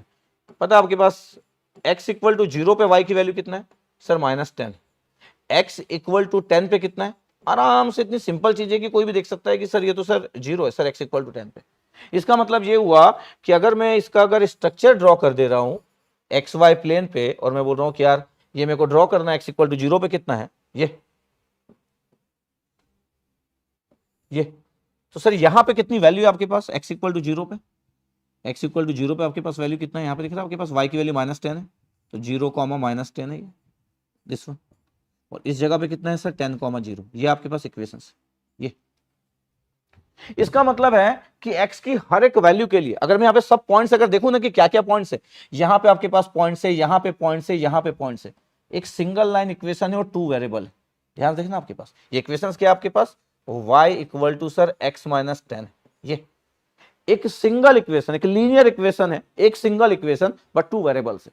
इसका मतलब है कि एक सिंगल इक्वेशन 2 वेरिएबल अगर आपके पास है तो इसके सॉल्यूशंस कितने होंगे, इनफाइनाइट। क्योंकि अगर मैं बोल रहा हूं कि देखो आपके पास x इक्वल टू आपके पास 10 है और ये तो 10 कॉमा 0 भी इसका सॉल्यूशन है, ये जब मैं बोला कि यार x के लिए 0 पुट करो तो 0 माइनस 10 भी इसका सॉल्यूशन है, ऐसे तो इनफाइनाइट सॉल्यूशन हो जाएंगे। इसका मतलब इसके सॉल्यूशन इनफाइनाइट थे। स्टार्ट देखो मैं कैसे किया, डिटरमिनेंट पे जाऊंगा मैं, इनफाइनाइट सॉल्यूशन है, पता आपके पास इनफाइनाइट सॉल्यूशन, कितने सॉल्यूशन है, इनफाइनाइट सॉल्यूशन। इसका मतलब है कि सर ये लीनियर इक्वेशन है, 2 वेरिएबल है because of the x and y. इसका मतलब है सर एक सिंगल इक्वेशन में अगर 2 वेरिएबल इक्वेशंस हो और अगर आप सॉल्व करने जाओगे तो इनफाइनाइट सॉल्यूशन आ जाएंगे, कि स्ट्रेट लाइन आ जाएगा। आप ऐसा भी सोच सकते हो कि sir x minus y equal to sir आपके पास 10 था, हम तो सर ऐसा देखना पसंद करते, कोई प्रॉब्लम नहीं है कि y की वैल्यू सर आप जब लिख रहे थे तो y की वैल्यू x माइनस 10 था सर, और हम तो sir y equal to mx plus c लिखते हैं, और बचपन से लिख ही रहे तो सर m की वैल्यू जो होती है वो स्लोप होती है, तो m की वैल्यू 1 हो गया सर, और इंटरसेप्ट की वैल्यू सर माइनस 10 हो गया ये। और सर जब हम ऐसा ड्रॉ कर रहे हैं तो इंटरसेप्ट वो होता है आपके पास कि x इक्वल टू 0 पे जो y की वैल्यू को डिफाइन करता है कि y की वैल्यू इतनी होगी, ये दिस वन सर, ये कोई बन गया पॉइंट्स, और ये पॉइंट्स कितना हो गया 10 कॉमा 0, ये इसका स्लोप कितना है सर, स्लोप इज 1, इंटरसेप्ट, इस वाले पॉइंट को इंटरसेप्ट बोलते हैं, दिस पॉइंट रिप्रेजेंट द सी, ऐसा भी कई लोग बना लेते हैं। बट फिर भी एकदम मैं तो ये मान के चल रहा हूँ कि यार मैं बड़ा जीरो से स्टार्ट किया हूँ, बड़ी सिंपल से स्टार्ट किया, और मैं मान के चल रहा हूँ कि बहुत सारे ऐसे लोग होंगे जो पहली बार ही मैथ्स पढ़ रहे होंगे, हो सकता है कई लोगों को पहले से आता हो, तो उनको देखना है कि उनको कौन सी मेरी बात को सुनना है। अब कॉपी में नोट कर रहे हैं आप सब चीजें। इसका मतलब है कि सर इसके तो सॉल्यूशन इनफाइनाइट होंगे, क्योंकि x की हर वैल्यू के लिए y का एक रिजल्ट आएगा। यस, y की हर वैल्यू के लिए x का रिजल्ट आएगा। ऐसे तो लाखों x की वैल्यू के लिए y सेटिस्फाइड करेगा। यस, लाखों वैल्यू के लिए x की वैल्यू के लिए y सेटिस्फाइड करेगा। Is the infinite solution. कोई यूनिक सॉल्यूशन, सिंगल सॉल्यूशन और सॉल्यूशन का ना हो ऐसा तो हो ही नहीं सकता। तो सर फिर किस केस में, सर फिर किस केस में यूनिक सॉल्यूशन और सर नो सॉल्यूशन होता होगा? सर ये तो इनफाइनाइट सॉल्यूशन बोल रहे हो आप, किस केस में होता होगा? होता है, देखो किस केस में होता होगा तो देखना है अपने को ना। कैसे? जब मैं बोल रहा हूं कि ये आपके पास इक्वेशंस है, अब देखिएगा ये एग्जाम्पल नंबर 2 लिखा, ये इक्वेशन था x minus y equal to 10, ये इक्वेशन था अपना। अगर मैं बोल दूं कि एक और इक्वेशन ले लो और x plus y equal to 10 ले लो, अच्छा ये लीनियर इक्वेशन है। यस, ये आपके पास जो है वो लीनियर इक्वेशन, देखो ध्यान से, लीनियर इक्वेशन, टू वेरिएबल है। यस, टू वेरिएबल, और सबसे इंटरेस्टिंग क्या है पता है? Two equation. मैं आपको सब दिखाऊंगा कि आईआईटी के प्रोफेसर आपसे क्या एक्सपेक्ट करते हैं, कब कब क्या पूछा गया है। कोई भी चीज हम ऐसे नहीं पढ़ेंगे, हर एक चीज को कनेक्ट करेंगे और ये देखेंगे कि आईआईटी के प्रोफेसर आपको क्या पूछते हैं, और आज ही की क्लास में भी देख लेंगे आप बड़े जल्दी ही। तो मैं बोल रहा हूं कि देखो linear equation, two variable, two equation है, x minus y equal to 10 और x plus y equal to 10। अगर मैं यहां पे बात करूं तो सर ये तो एक 10th क्लास में होता था, 10th क्लास में आपके पास जो होता है 10th क्लास में रहता है। अगर इसको मुझको सॉल्व करना है, इसको अगर मैं सॉल्व करना चाहता हूं कि सर इसको मैं सॉल्व करना चाहता हूं, तो ठीक है भाई सॉल्व कर लेते हैं इसको। कैसे? अगर मैं दोनों इक्वेशन को ऐड कर दूं तो कितना हो गया? दोनों इक्वेशन को ऐड कर दिया तो कितना हो गया? 2x इक्वल टू 20 और x इक्वल टू कितना हो गया? 10। ये x इक्वल टू 10, x की वैल्यू 10 कहीं पे भी पुट कर दो, x की वैल्यू 10 पुट कर दिया तो पता y की वैल्यू कितना आ रही है? इसे y की वैल्यू कितना आ रहा है? 0। ये इसका मतलब है कि x इक्वल टू 10 और y इक्वल टू 0 आ रहा है, और बस यही इसका सॉल्यूशन है। तो ये सिर्फ 10,0 को सेटिस्फाइड करेगा, 10,0 को सेटिस्फाइड करेगा ओनली। पता है आपके पास? और कुछ कुछ बातें भी इंटरेस्टिंग होगी 10,0 को। ऐसी जो एक वैल्यू को सेटिस्फाइड करे इसी को यूनिक सॉल्यूशन बोलते हैं। मेरे को पता है कि आप यूनिक सॉल्यूशन कहां पढ़े होंगे, आप नो सॉल्यूशन कहां पढ़े होंगे, आप इनफाइनाइट सॉल्यूशन कहां पढ़े होंगे, मेरे को पता है आप कहां पढ़े होंगे। लेकिन मैं आपको थोड़ा सा और पहले ले गया, मैं 10th की स्टोरी पे ले गया, और ये दिखाऊंगा कि गेट में भी पूछा जाता है। यही 10th की स्टोरी, 10th क्लास का है ये आपके पास यूनिक सॉल्यूशन है 10,0, x minus y equal to 10 और x plus y equal to 10। Okay, अब देखिए ध्यान से, अगर आप यहां पे देखोगे कि सर इक्वेशंस आपके पास तो ये था, क्या था? x minus y equal to 10 था। Yes, x minus y equal to 10 से जब आप ड्रॉ कर रहे थे तो ये इक्वेशन था, ये x minus y equal to 10 और x plus y equal to, अगर सर आपके पास 10 हो तो ये x plus y equal to 10 है तो क्या होगा? y इक्वल टू पता है माइनस एक्स प्लस 10, ये इक्वेशन होगा। इसको भी ड्रॉ कर देंगे अपन, ये देखिएगा ध्यान से, x और ये y, कलर चेंज करते जा रहा हूं, नोट भी करते जाना आप। इसको भी थोड़ी देर पहले ड्रॉ किए थे कि x इक्वल टू 0 पे y की वैल्यू कितना था? y की वैल्यू -10 था सर, ये इक्वेशन आ रहा था सर। ये एक पॉइंट था और ये एक पॉइंट था सर, ये पूरा straight line, this straight line is y equal to कितना sir? x minus 10 sir. Okay, यहां देखो ध्यान से, y की value minus x plus 10, x equal to 0 पे कितना आएगा? 10 आएगा सर। ये ऐसा आ रहा है आपके पास, x इक्वल टू 0 पे कितना आ रहा है सर? 10 आ रहा है। x इक्वल टू 0 पे 10 आ रहा है, तो 0,10 हो गया। कोऑर्डिनेट में हम पहले x लिखते फिर y लिखते, यहाँ पे x इक्वल टू अगर मैं 10 पुट कर दूं तो कितना आ जाएगा? y की वैल्यू 0, 10,0 आ गया सर, दिस वन। तो स्ट्रेट लाइन, ये स्ट्रेट लाइन जो है वो क्या है पता है? y equal to minus x plus 10। हाँ, इसको मैं mx प्लस c से भी कंपेयर कर सकता था कि यार स्लोप की वैल्यू -1 है और इंटरसेप्ट की वैल्यू 10 है, जैसा आप कुछ लोग समझते भी होंगे mx प्लस c को। दो स्ट्रेट लाइन बनी है क्योंकि दो इक्वेशन है, वेरिएबल दो ही है, लीनियर इक्वेशन है, टू वेरिएबल है, टू इक्वेशन है, दोनों अलग अलग बना दिया मैं। लेकिन हमारे पास ये दोनों एक साथ दी हुई थी, ये दोनों इक्वेशन हमारे पास एक साथ दी हुई थी, एक साथ। अगर मैं इसको एक साथ की बात करूं, इन इक्वेशंस को अगर मैं बोलूं कि एक साथ अगर मैं ड्रॉ कर रहा हूं,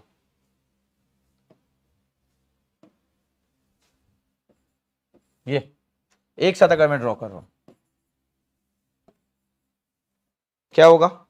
एक साथ अगर मैं ड्रॉ कर रहा हूं तो एक इक्वेशन तो ये हो जाएगा, दिस वन, ये दूसरा इक्वेशन क्या होने वाला है? दूसरा इक्वेशन होने वाला है आपके पास ये, सॉरी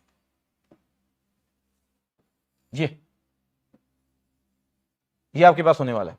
और पता है ध्यान से अगर आप देखोगे तो ये इक्वेशन हमारे पास जो था, ये पहला वाला इक्वेशन था, this one, y equal to x minus 10, yes, ये था आपके पास y equal to x minus 10, ये, और ये आपके पास है y equal to minus x plus 10, और ये जिस जगह पे इंटरसेक्ट कर रहे, देखो पॉइंट देखिए ध्यान से, जिस जगह पे इंटरसेक्ट कर रहे वो ये वाला पॉइंट है, x की वैल्यू 10 और y की वैल्यू 0, 10,0, तो जो इंटरसेक्टिंग पॉइंट होते हैं आपके पास ये the intersecting point, intersecting points, ये आपको यूनिक सॉल्यूशन देते हैं, ठीक है, इंटरसेक्टिंग पॉइंट ये यूनिक सॉल्यूशन देते हैं। इसका मतलब तो यूनिक सॉल्यूशन मिल रहा था, यस सर, यूनिक सॉल्यूशन सिर्फ 10,0 सेटिस्फाइड करेगा जो दोनों को सेटिस्फाइड कर रहा हो, तो इंटरसेक्टिंग पॉइंट होते हैं आपके पास। 10th बोर्ड सीबीएसई में एक बार ऐसे इक्वेशंस दिया होता, 10th बोर्ड सीबीएसई में, और पता है क्या पूछा था? पता है, इसका एरिया पूछा था, ऐसे क्वेश्चन था आपके पास, डेटा बस अलग था, और क्या पूछा था पता है कि 2 लाइन दिया था और बोला था कि जो बाउंडेड रीजन है उसका एरिया बताओ। बाउंडेड रीजन कौन सा पता है? ये वाला, द बाउंडेड रीजन। किसमें पूछा था? 10th बोर्ड में, सीबीएसई में। हम तो गेट वाली बात कर रहे हैं, ध्यान दीजिएगा। आप ये मत सोचिएगा बहुत सारी चीजें कि गेट में आप पढ़ रहे हो तो कुछ ऐसा चीज है, बहुत सारी चीजें आप ज्यादा अच्छा पढ़े थे पहले, सब भूल गए आप इंजीनियरिंग करते करते। आप 11-12 में भी बहुत सारा मैथ्स अच्छा पढ़े हैं, बहुत सारी चीजें इधर से उधर हो गई, बहुत सारी चीजें आप इंजीनियरिंग मैथ्स करते करते करते नॉर्मल मैथ्स बन गया हो। एरिया, इसका एरिया बताओ कितना एरिया आ रहा है आपके पास, इसका एरिया बताएंगे आप, इसका एरिया कितना आ रहा है करके, एरिया बताइए, इसका एरिया कितना आ रहा है, एरिया पूछा गया था। एक एक चीज कनेक्ट करूंगा। अब क्वेश्चन ये हो सकता है कि सर आपको कैसे पता कि 10th बोर्ड के सीबीएसई में क्या है? मैं बोल रहा हूं ना कि जब मैं आपको मैथ्स पढ़ा रहा हूं तो मैं पूरे तरीके से सोच रहा हूं कि मैथ्स का फ्रीक्वेंसी बहुत ही बेस्ट होना चाहिए, किस तरीके से मैं क्या क्या लेके आऊंगा।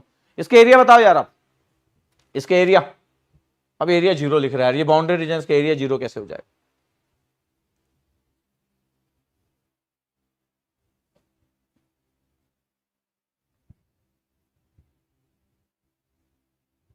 इतना लिख रहा है आपके पास। तो मैं बोल रहा हूं कि देखो आपके पास ये कितना पॉइंट्स है, ये आपके पास, ये तो 0,0 है, यस सर, ये 0,0 है। ये कितना आपके पास, ये वाला पॉइंट कितना है, ये डिस्टेंस कितना हो गया सर? एक्स की वैल्यू सर 0 है सर, वाई की वैल्यू 10 है। ये कितना हो गया सर? ये एक्स की वैल्यू 0 है सर, वाई की वैल्यू -10 है। ये कितना आपके पास डिस्टेंस है सर? ये डिस्टेंस 20 है सर। एक ट्रायंगल है जिसका डिस्टेंस आपके पास ये 20, ये बेस मान लो आपके पास। और ये कितना दिख रहा है आपके पास? ये सर, ये आपके पास हाइट मान लो सर, की हाइट की वैल्यू जो है वो 10 है सर। कितना होता है एरिया? अच्छा, एरिया की बात अगर की जाए तो sir 1/2 base into height sir. इसका मतलब है 1/2 बेस की वैल्यू कितनी होगी आपके पास? अगर ये ट्रायंगल है तो बेस की वैल्यू 20 और हाइट की वैल्यू 10 है, तो 200 डिवाइड बाई 2 आपके पास, तो ये 100 आपके पास आ गया द एरिया। सर हमसे क्यों पूछेगा? अरे हमसे कुछ भी पूछ सकता है, सब दिखाता हूं मैं आपको, हमको कई बार पता नहीं होता है, सब पूछ सकता है हमसे, तो इसका एरिया 100 आ गया। एक्स्ट्रा बातें किया, यह भी एक्स्ट्रा बातें। कौन सी? कि जो 2 इंटरसेक्टिंग लाइन है, यहाँ पे क्या पूछ सकता, तो यहाँ पे पूछने की पॉसिबिलिटी है। मेरा ये बोलना है कि जब यूनिक सॉल्यूशन होगा तो पूछने की पॉसिबिलिटी बढ़ जाती है, जब यूनिक सॉल्यूशन होता है तो पूछने की पॉसिबिलिटी बढ़ जाती है, और भी बहुत सारी बातें आएगी। हमारी स्टोरी तो हम यहां से थे, ये सर क्वेश्चन तो यहां से स्टार्ट हुआ था कि सर ये बाकी 3 क्यों नहीं हुआ, ये क्यों हुआ करके, और क्यों AD-BC, वहीं पे पहुंचेंगे धीरे धीरे। और सेम टाइम पे हम ये भी बात करने वाले हैं कि कोई हमसे क्या एक्सपेक्ट कर रहा है। ये देखो आपके पास 100 आ गया, आपके पास एरिया 100 आ गया। आपको कॉपी में नोट करना है मेरी पूरे पॉइंट्स को। मैं बोल रहा हूं ना कि आपको लगेगा कि हमारे मैथ्स से ज्यादा और कोई भी मैथ्स का अच्छा कंसेप्ट गेट इंडस्ट्री में पढ़ाता है, उसके नोट्स हमसे ज्यादा अच्छे हैं, कोई भी एनीवन, तो आप मत अटेंड करना, आप मत अटेंड करना ना। क्यों अटेंड करोगे? जबरदस्ती थोड़ी अटेंड करोगे। ओके ठीक है, ध्यान से देखिएगा। तो मैं बोल रहा हूं देखो ये आपके पास 100 एरिया की बात करिए। अब मैं देखो एग्जांपल नंबर 2 लिया था, और आप देखोगे ध्यान से कि एग्जांपल नंबर 2 में क्या था। बोले सर 2 इक्वेशन थी सर, 2 वेरिएबल थे और ये लीनियर इक्वेशन था, साइमल्टेनियस इक्वेशन थी, 2 साइमल्टेनियस इक्वेशन। ओके, अब 2 साइमल्टेनियस इक्वेशन थी और यहां तक पहुंच गए हम लोग। तो अब अगर मैं बोलूं, रुक जाओ यार, ये देखो, अब मैं बोल रहा हूं ठीक है, एग्जाम्पल नंबर 3 ले लेता हूं। अब एग्जाम्पल नंबर 3 में मैं क्या करने वाला हूं, मैं बोल रहा हूं यार देखो x minus y equal to 10 है। बिल्कुल सर, सर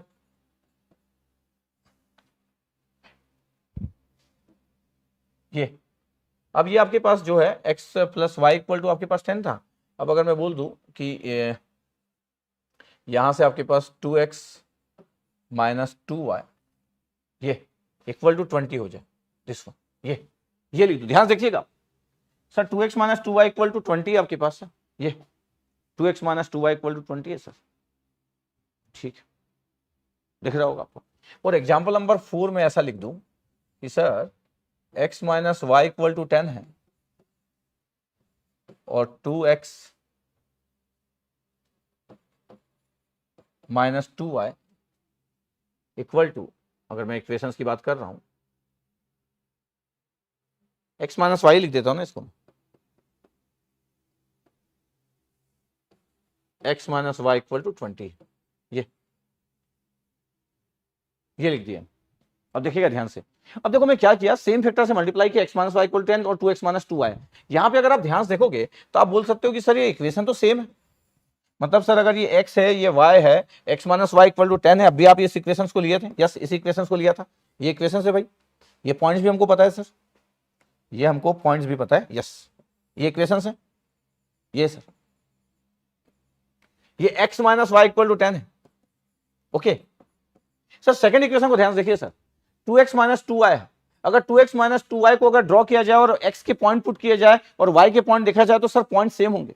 इसका मतलब क्या है, इसका मतलब है कि सर पॉइंट सेम होंगे सर, मतलब ये पॉइंट्स यही पे होंगे सर, इसी लाइन पे पॉइंट्स होंगे, इसी लाइन पे पॉइंट्स होंगे, क्योंकि दोनों इक्वेशन तो सेम है सर। अच्छा, दोनों इक्वेशन, दो इक्वेशन है लेकिन दोनों इक्वेशन एक ही जगह पे है। इस टाइप के इक्वेशंस को जब दोनों इक्वेशन एक ही जगह पे रहता है आपके पास,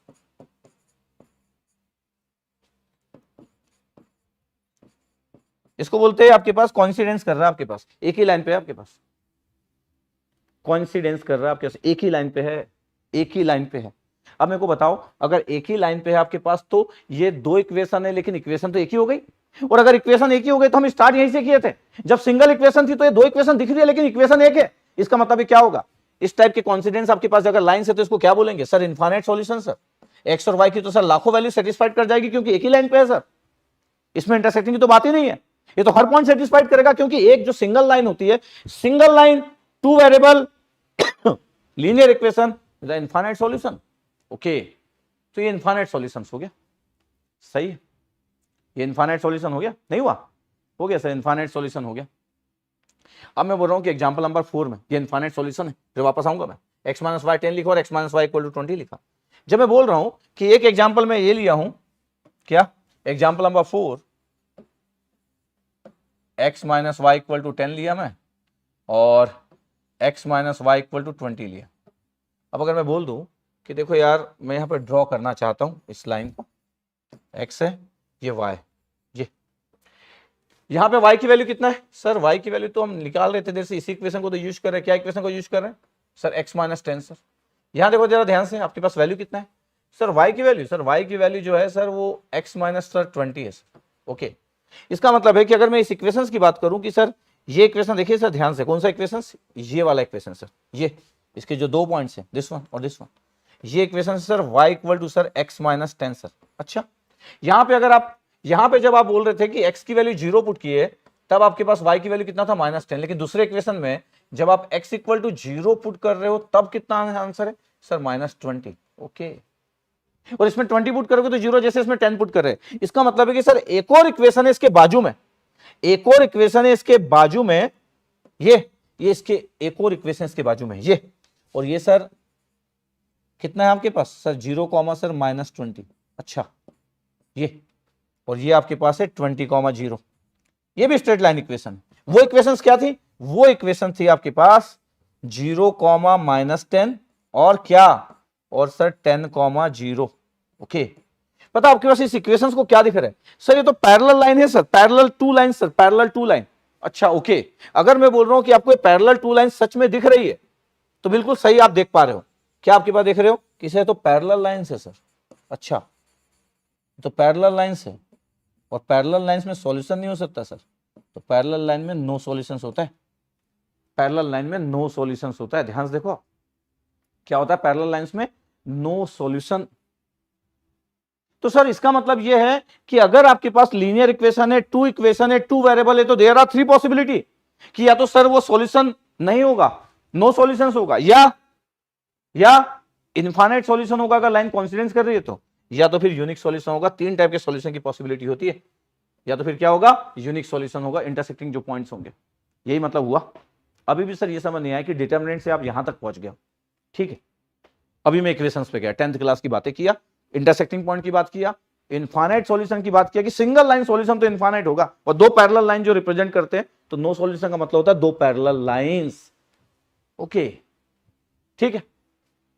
अब इन सबको अगर ध्यान से देखा जाए कि एक्चुअली स्टोरी क्या है, ध्यान से देखा जाए कि क्या क्या हुआ, अच्छा स्टोरी ध्यान से देखा जाए कि क्या क्या हुआ, तो वो कुछ इंटरेस्टिंग पॉइंट हमको मिल सकते हैं। क्या क्या इंटरेस्टिंग पॉइंट मिल सकते हैं कि सर पहला जो आप एग्जांपल नंबर 2 लिए थे ना, एग्जांपल नंबर जब 2 लिए थे तो आप क्या लिए थे पता है, x minus y equal to 10 लिए थे, और अगला equation sir x plus y equal to 10 लिए थे, बिल्कुल यस। फिर सर एग्जांपल नंबर 3 में आप क्या किए, x minus y equal to 10 लिखे, और फिर 2x minus 2y equal to 20 कर दिए।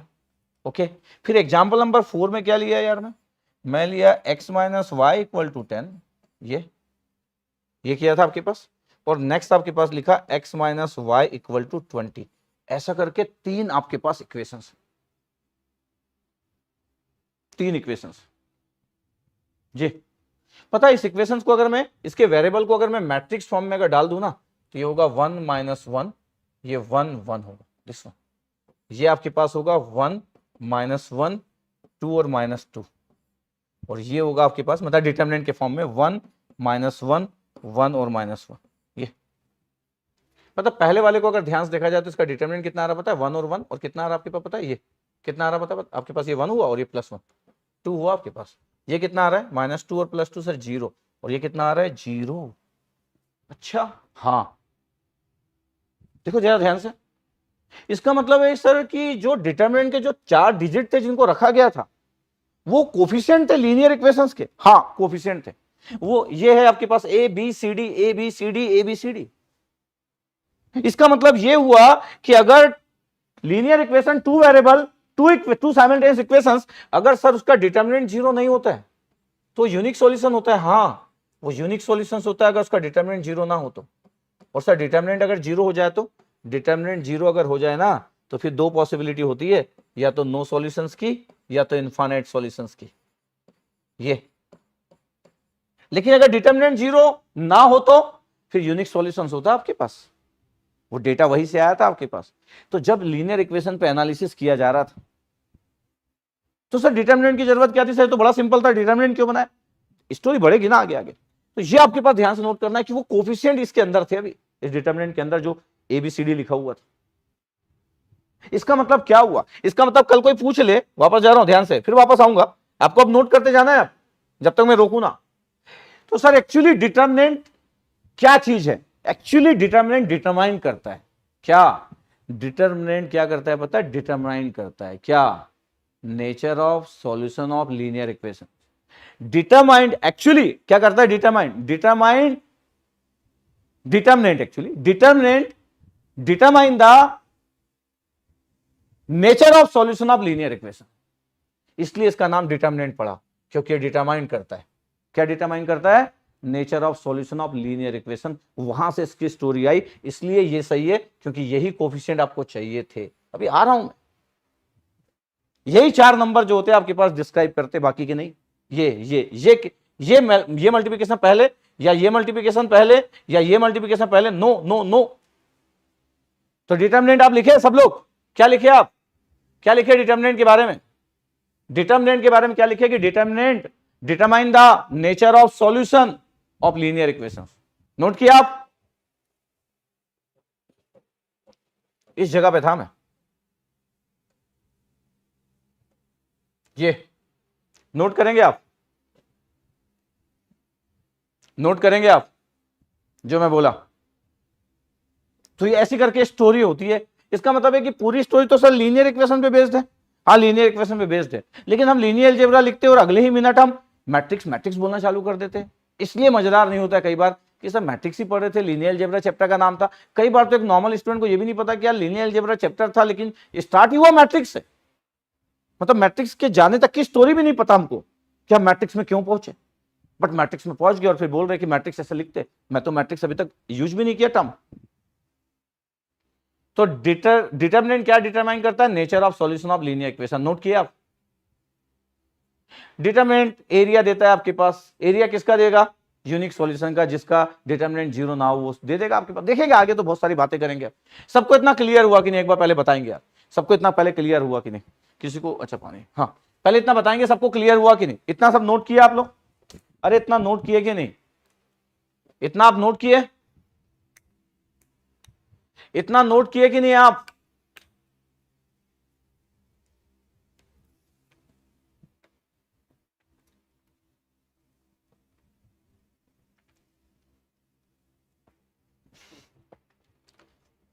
ऑपरेशन है 7, ऑपरेशन है भाई।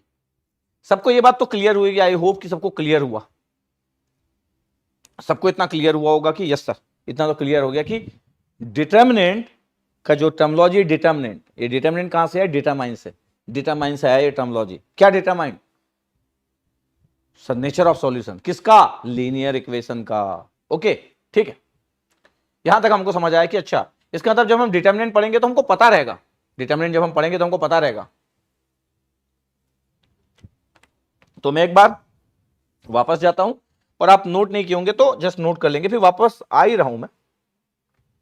यहां से चालू किए थे अपन, ठीक है, कि क्यों हम ये 4 डिजिट को, क्यों ये डायगोनल को मल्टीप्लाई पहले करते और वो करते करके, क्योंकि यही ये जो कोफिशिएंट है यही डिस्क्राइब करते हैं एक्चुअली बिहेवियर सॉल्यूशन का किसी भी लीनियर इक्वेशंस में। ठीक है, आराम से आपको देखना है। और मैं तो पहले भी बोल रहा हूं कि अगर आपको लगता है कि इससे अच्छा कंटेंट, इससे अच्छा सब कुछ भी चीज इससे अच्छा हो, आप किसी को भी फॉलो कर लो। वैसे मेरे को 3-4 क्लास का मौका आप दीजिए, आपको मजा आएगा। मैं तो घुस के ही पढ़ाऊंगा, मैं घुस के ही पढ़ाऊंगा एकदम। लेकिन मैं चाहता हूं कि एक ऐसा बच्चा जिसको मैथ्स से डर लगता है वो आराम से मेरी बातों को समझे, एक एक चीज को नोट करे और आगे बढ़ते जाए, मेरे साथ चलते जाए।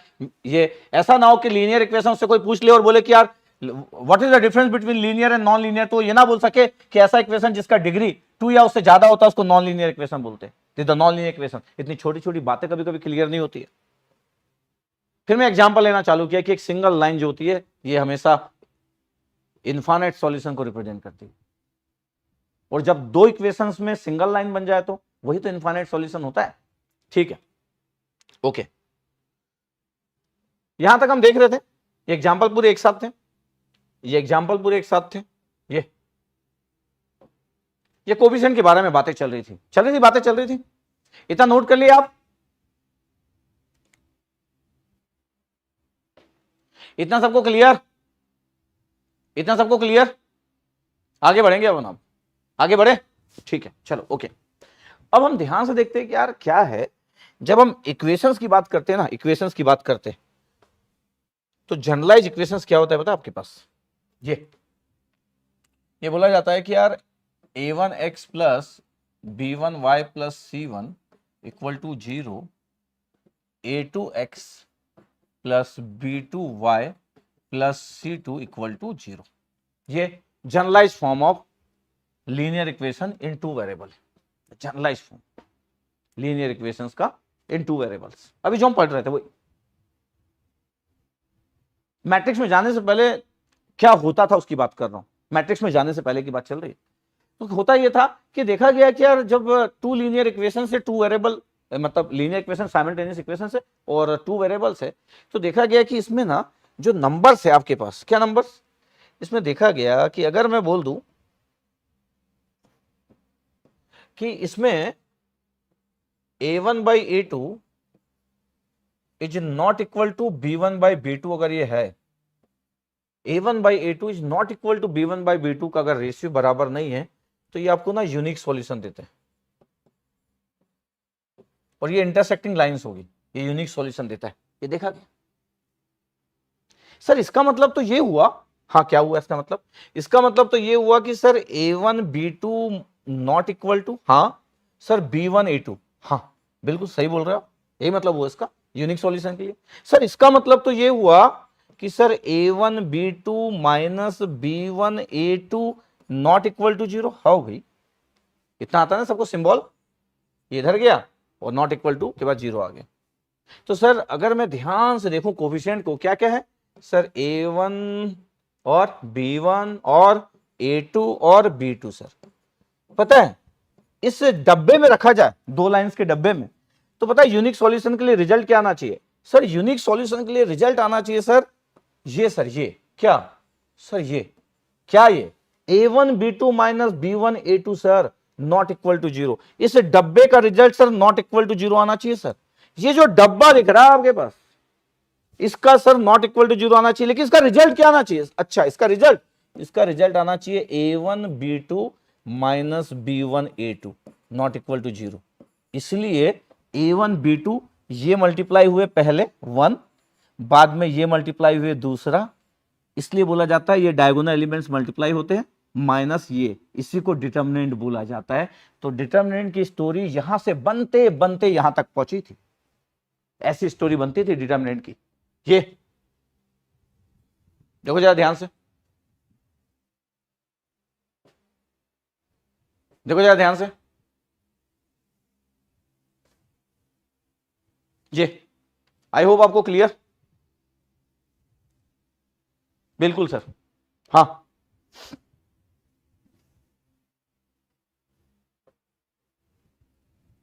नोट डाउन, तो बोलना कि नोटेड डाउन, नोटेड, ठीक है, नोटेड डाउन, नोटेड। मैं मैट्रिक्स पे आया ही नहीं, मैं मैट्रिक्स पे नहीं आया हूं अभी तक।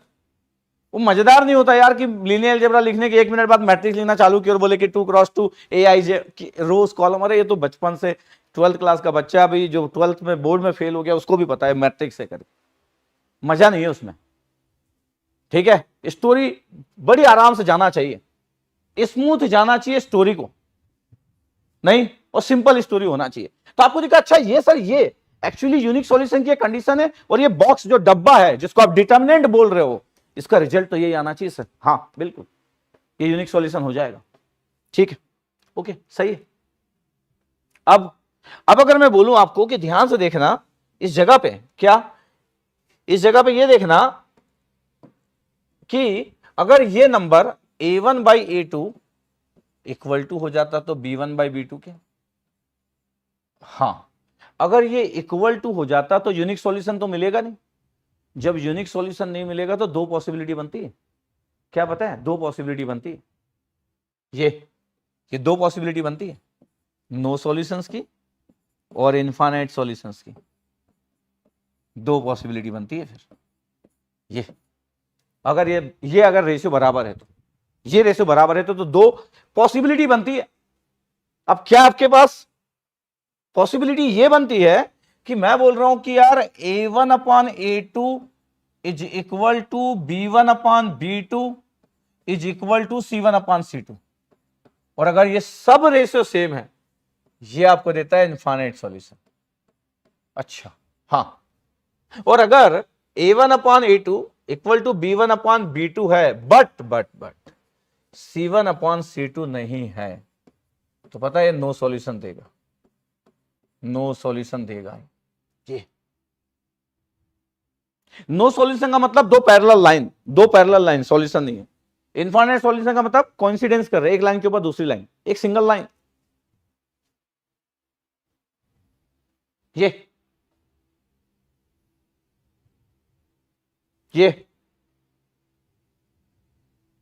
अभी मैं पढ़ा नहीं रहा हूं, मैं तो स्टोरी बना रहा हूं अभी तो। अरे पढ़ा नहीं रहा हूं अभी तो, स्टोरी बना रहा हूं, पढ़ा कहां रहा हूं, तो स्टोरी बता रहा हूं मैं आपको।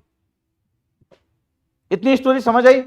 कल आप किसी को बता सकते हो linear equation in two variable with to simultaneous equation, उसके तीन सॉल्यूशन, नो इनफाइनाइट और यूनिक सॉल्यूशन, तीनों के बारे में बातें बता सकते हो ना? अरे बता सकते हो, बोलो ना यार, यस सर बता सकते हैं, ओके ठीक है, बिल्कुल बता सकते हैं। नोट किया इतना? तो सर अब तो अगर आप बोल रहे हो कि जब आप बोल ही रहे हो कि सर इक्वेशंस क्या क्या था, sir x minus y equal to 10 था, फिर दूसरा इक्वेशन लिखे थे sir x plus y equal to 10 लिखे थे सर आप, ये पहला वाला आपके पास एग्जाम्पल नंबर 2 था। जैसे सर आप A1 बाई A2 बोले तो ये आ गया sir 1 by 1, okay. B1 by B2 बोले तो ये आ गया सर -1 अपॉन 1। तो जैसे आप इसको देखें कि A1 by A2 not equal to B1 by B2 है, तो आप तुरंत ही बोल दिए कि यार ये तो यूनिक सॉल्यूशन है जिसमें इंटरसेक्टिंग लाइन आ रहा था। यस, जैसे आपके पास एग्जाम्पल नंबर 3 था, एग्जाम्पल नंबर 3 में क्या था sir, x minus y equal to 10 था, फिर थोड़ी देर में आप बोले कि sir 2x minus 2y equal to 20 होगा। हाँ, पता है इसमें आपके पास क्या है, a1 अपॉन a2 की वैल्यू कितना है सर, 1/2 सर। ओके, चलो b1 अपॉन b2 की वैल्यू बोलो, b1 अपॉन b2 की वैल्यू बता रहे सर, -1/-2 सर, -1/-2 मतलब finally 1/2 sir. Okay, c1 upon c2 की वैल्यू बोलो यार, c1 अपॉन c2 की वैल्यू। जब अपन c1 अपॉन c2 की वैल्यू बोलते हैं तो आपको 10/20 नहीं बोलना है। क्यों? क्योंकि आपका जो जनरलाइज फॉर्म है उसमें c1 जो होगा, यहाँ पे जो c1 होगा वो -10 होगा, क्योंकि आप इस साइड ले जाओगे, और c2 जो होगा वो -20 होगा। सर समझ नहीं आया? नहीं, समझने की कोई बात ही नहीं है यार, समझने की कोई बात ही नहीं है, क्योंकि मैं जनरलाइज फॉर्म c1 इधर लिखा हूं, देखो ध्यान से, इसलिए ये तो c1/c2 कितना हो गया सर, -10/-20 कितना हो गया, 1/2। सर इसमें तो तीनों रेशो बराबर आ रहे हैं। हाँ, मैं यही तो बोल रहा हूँ कि तीनों रेशो बराबर आ रहे हैं, a1 upon a2 equal to b1 upon b2 equal to c1 upon c2। क्या होगा सर, इनफाइनाइट सॉल्यूशन होगा। हाँ बिल्कुल, इनफाइनाइट सॉल्यूशंस होगा, यही तो बात है। ये हमारा एग्जाम्पल नंबर 3 था। देखो, तो आपको मजेदार कब लगेगा, जब आपको ये पता हो कि आईआईटी वाले क्या पूछते हैं।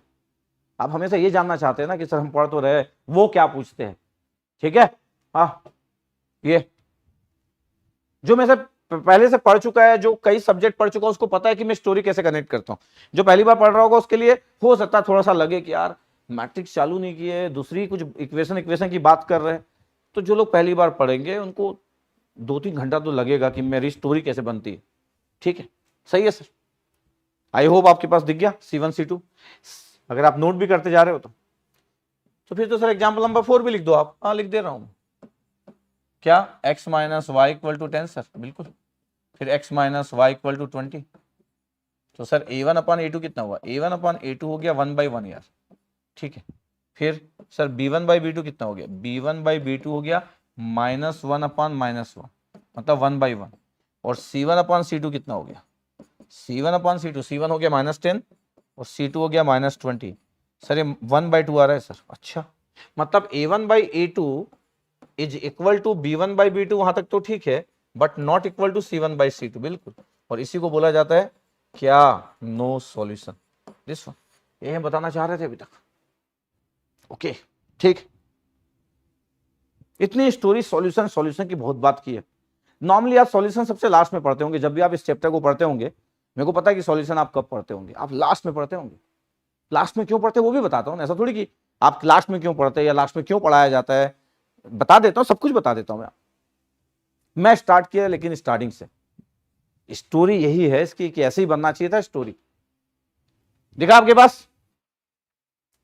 नहीं, कल सिग्नल सिस्टम है यार, 7 बजे कल सिग्नल सिस्टम है, वेडनेसडे लूंगा ये वाली क्लासेस।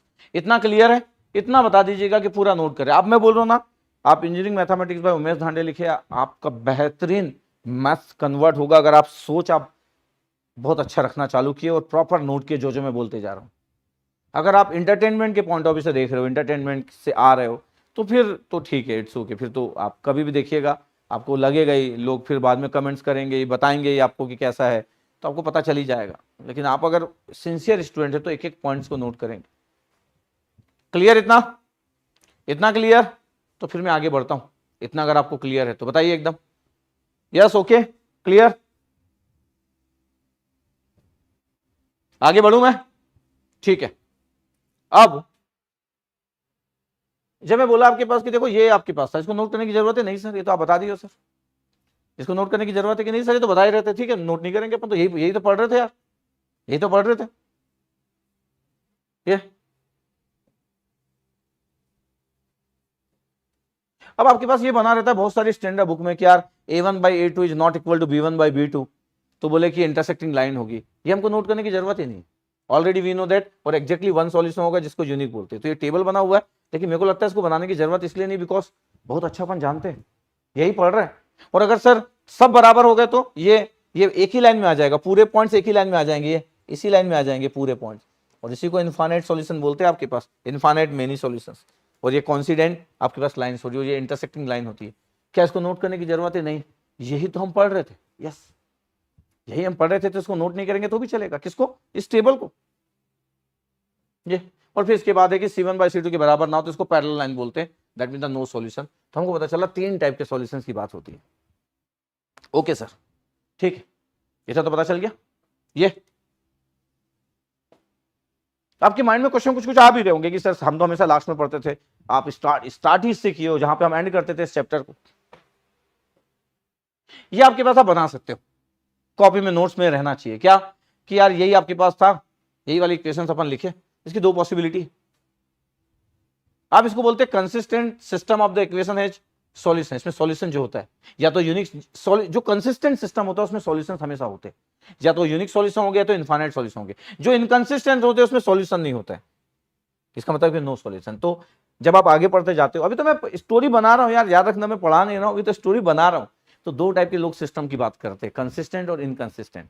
कंसिस्टेंट के अंदर ही दोनों चीज आ जाती है, यूनिक सॉल्यूशन भी और इनफाइनाइट सॉल्यूशन। जिसका सॉल्यूशन होता है वो कंसिस्टेंट होते हैं, जिसके सॉल्यूशन नहीं होते वो इनकंसिस्टेंट होते हैं। इसलिए कंसिस्टेंट के साइड में यूनिक भी आ गया और इनफाइनाइट भी आ गया। ये और यहां पे एक ही चीज आया आपके पास, बाकी रेशो वही है, कोफिशिएंट का रेशो, इसको नोट कर सकते हो आप।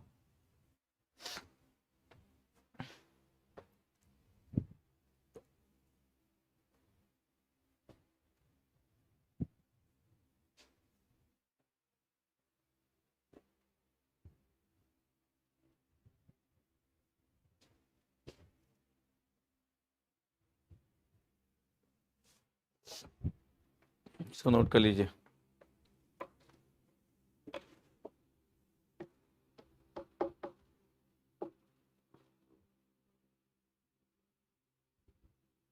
मैं दिख रहा हूं कि नहीं दिख रहा हूं? अच्छा, उस स्क्रीन में नहीं दिख रहा हूं ना, समझ गए। नहीं नहीं ठीक है, मुझे लगा था कि इसको सेट किए थे ना उस समय। ठीक है, हाँ नोट कर लिए तो बताइएगा।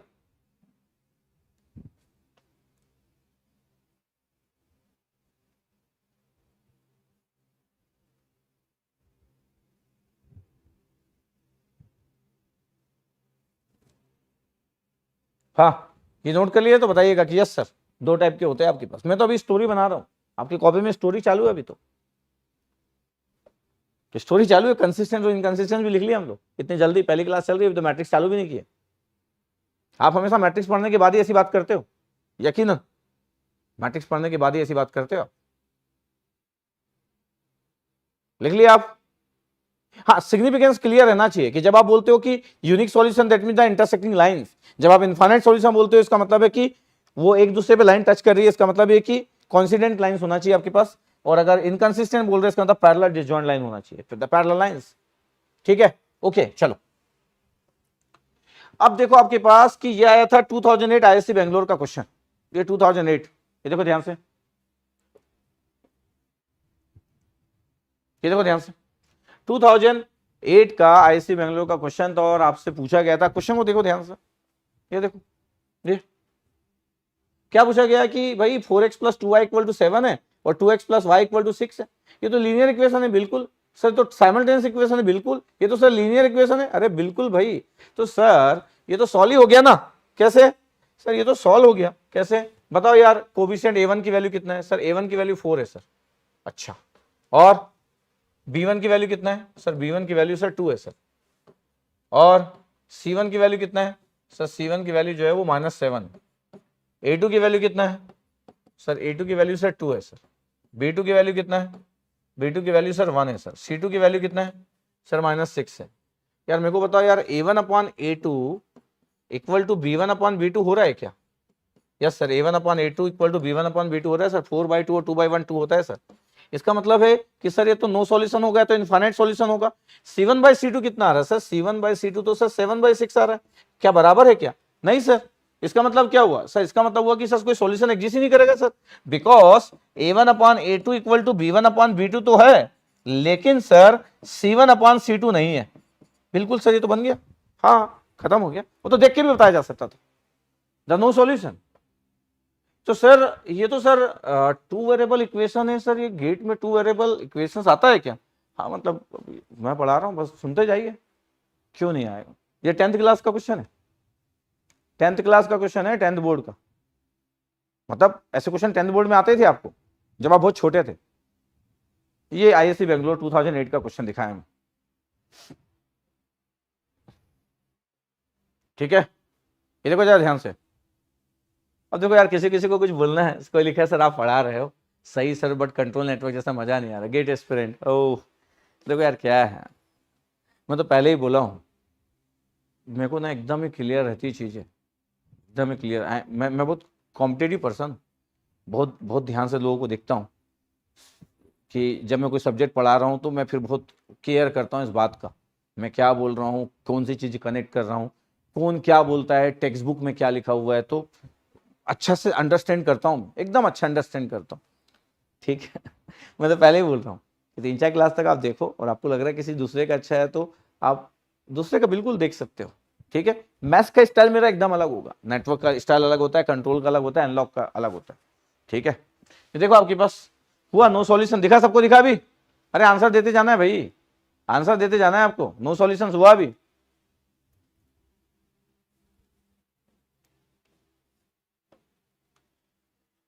दो 2016 में फिर से उसी 2016 में जो क्वेश्चन था आईआईसी बेंगलोर का था, ये क्वेश्चन क्या लिखा था, क्वेश्चन को रीड करो जरा, क्वेश्चन को रीड करो, बताओ कि क्या लिखा हुआ है। क्वेश्चन नंबर 2 ये लिखा हुआ है सर, क्या लिखा हुआ है, ये लिखा हुआ है कि एक स्ट्रेट लाइन है जिसका फॉर्म mx प्लस सी है जो पास हो रहा है ओरिजिन से, बिल्कुल सर। और सर x, y पे 2, 6 से the value of the m is, ये तो बड़ा सिंपल क्वेश्चन हो गया। हाँ, m की वैल्यू बताना था, न्यूमेरिकल आंसर टाइप था, m की वैल्यू बताना था, न्यूमेरिकल आंसर टाइप था, बता दो भाई, अरे बता दो फटाफट।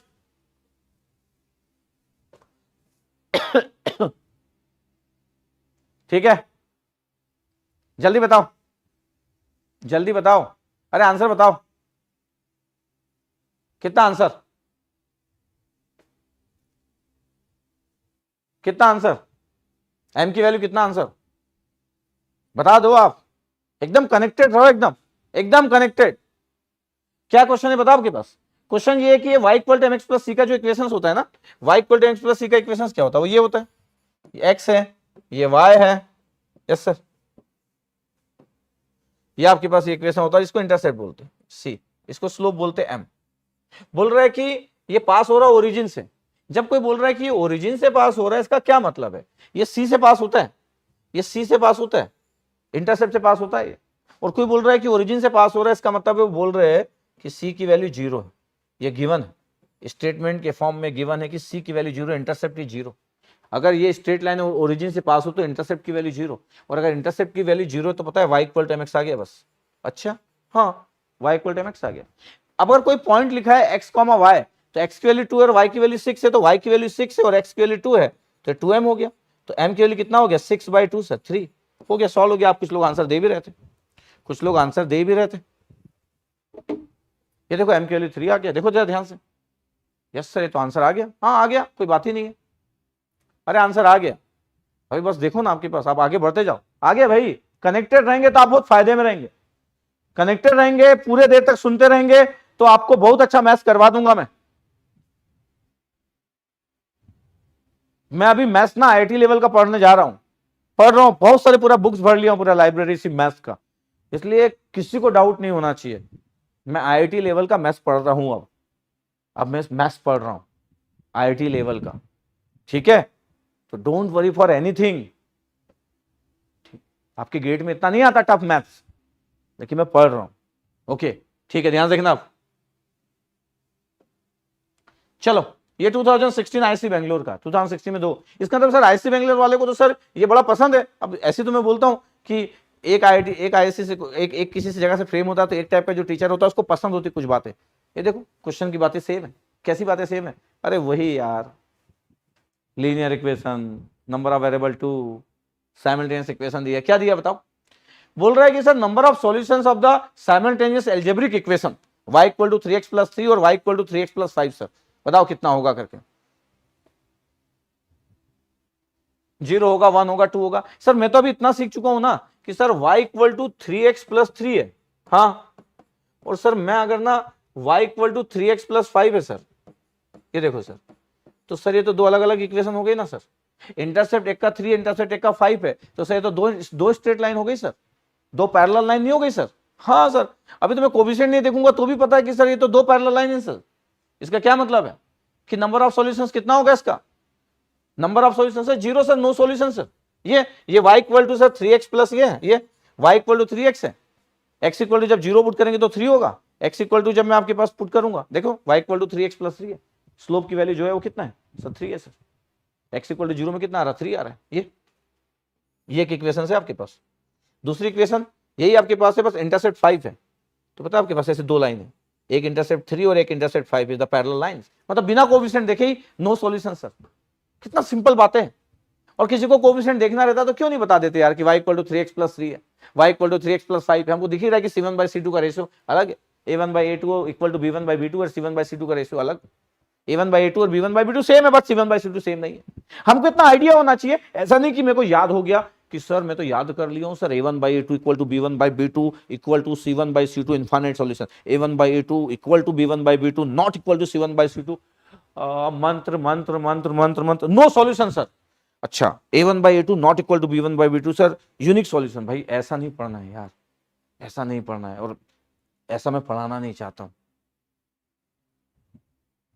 हम जो बोल रहे, जो लिख रहे, पता रहे क्या बोल रहे क्या लिख रहे, क्या बोल रहे क्या लिख रहे पता रहे।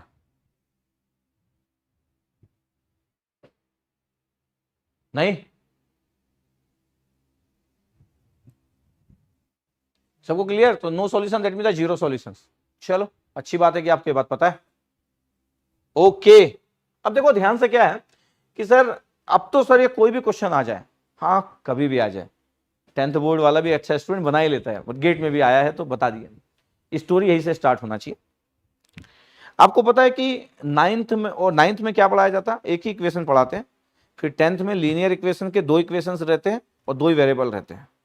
पता है आपको 10th में ना 3 वेरिएबल नहीं रहते, 3 वेरिएबल 10th में नहीं रहते, 2 वेरिएबल तक की चीजें रहती है, देखते जाइएगा बस। अब स्टोरी आगे बढ़ा रहे, अपना आज का स्टोरी खत्म नहीं हुआ है, स्टोरी अपना आगे बढ़ा रहे हैं। ठीक है भाई, मेरे को बताओ कि मेरे को इसका सॉल्यूशन निकालना है। अब देखिएगा एग्जाम्पल 1 लिखना, अब एग्जाम्पल 1, अब आप आपकी कॉपी में नोट कर रहे हैं, आपकी कॉपी में नोट कर रहे हैं। आपको अच्छा लग रहा है तो दिल वगैरह बनाते रहिएगा, यूट्यूब का थोड़ा सा माहौल बना रहता है, मजा आता है आपके पास। आप क्रिकेट मैच देख रहे स्टेडियम में और चिल्ला नहीं रहे तो फिर स्टेडियम जाने का क्या मजा। घर में बैठ के थोड़ी कोई व्यक्ति इतना चिल्लाता है, समझ रहे मैं क्या बोल रहा हूँ। जब आप स्टेडियम में क्रिकेट मैच देखते हो तो फिर आप घर के समान नहीं देख सकते ना कि सर मैच तो हो रहा है, जो हो रहा है सर अच्छा लग रहा है सर, 6 पड़ा है सर, 6 पड़ा है सर, वेरी गुड, ऐसा थोड़ी होता है। स्टेडियम में तो फिर वो एनर्जी होती है, घर के अंदर थोड़ी चिल्लाते हो आप। तो ये लाइव क्लासेस है, यूट्यूब में लाइव क्लासेस है, तो माहौल इज इंपॉर्टेंट, पूरा दिल बनना चाहिए। अगर आपको मजा आ रहा है तो, आपको मजा आ रहा है तो दिल बनना चाहिए, अगर आपको सच में मजा आ रहा है तो एकदम ठीक है। ये मैं बोल रहा मेरे को सॉल्व करना है यार, पूरा भर दो ना यार, पूरा भर दो, रेड रेड रेड रेड दिखना चाहिए, मेरे को भी तो अच्छा लगेगा। मेरे को डाउट थोड़ी अपने मैथ्स को लेके, वो डाउट किसी को हो सकता है, दूसरे को हो सकता है कि मैथ्स कैसे पढ़ा लेंगे, मैथ्स क्या, मैं कुछ भी पढ़ा सकता हूँ, कुछ दूसरे लोगों को डाउट हो सकता है, मेरे को डाउट नहीं है अपने पे, मेरे को अपने पे डाउट वाउट नहीं है। ओके, हाँ तो पूरा दिल दिल दिल दिल दिल रहना चाहिए।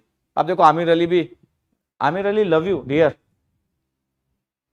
हाँ अब मैं बोल रहा हूँ कि देखो जब हम 11-12 में थोड़े बड़े बच्चे होते हैं तो यहाँ पे स्टोरी आती है। अब देखो बड़े बच्चे की स्टोरी चालू हुई, वो गेट में आता है, लेकिन छोटे बच्चे की स्टोरी भी आता है, बड़े बच्चे बने। अब हम सर थोड़ा 11-12 में गए सर, मैथ्स फिजिक्स केमिस्ट्री के साथ वास्ता, वो पता है क्या है, अगेन सर लीनियर इक्वेशन। क्यों? जितने भी वेरिएबल उनका डिग्री 1 से ज्यादा नहीं है, नॉन लीनियर बना दोगे तो सॉल्व नहीं कर पाएंगे भाई आप, तो लीनियर इक्वेशन है सर। ठीक है चलो, तो बात ये हो रही कि सर ये लीनियर इक्वेशन है, हाँ तो पहला पॉइंट तो हुआ कि सर ये लीनियर इक्वेशन है, बिल्कुल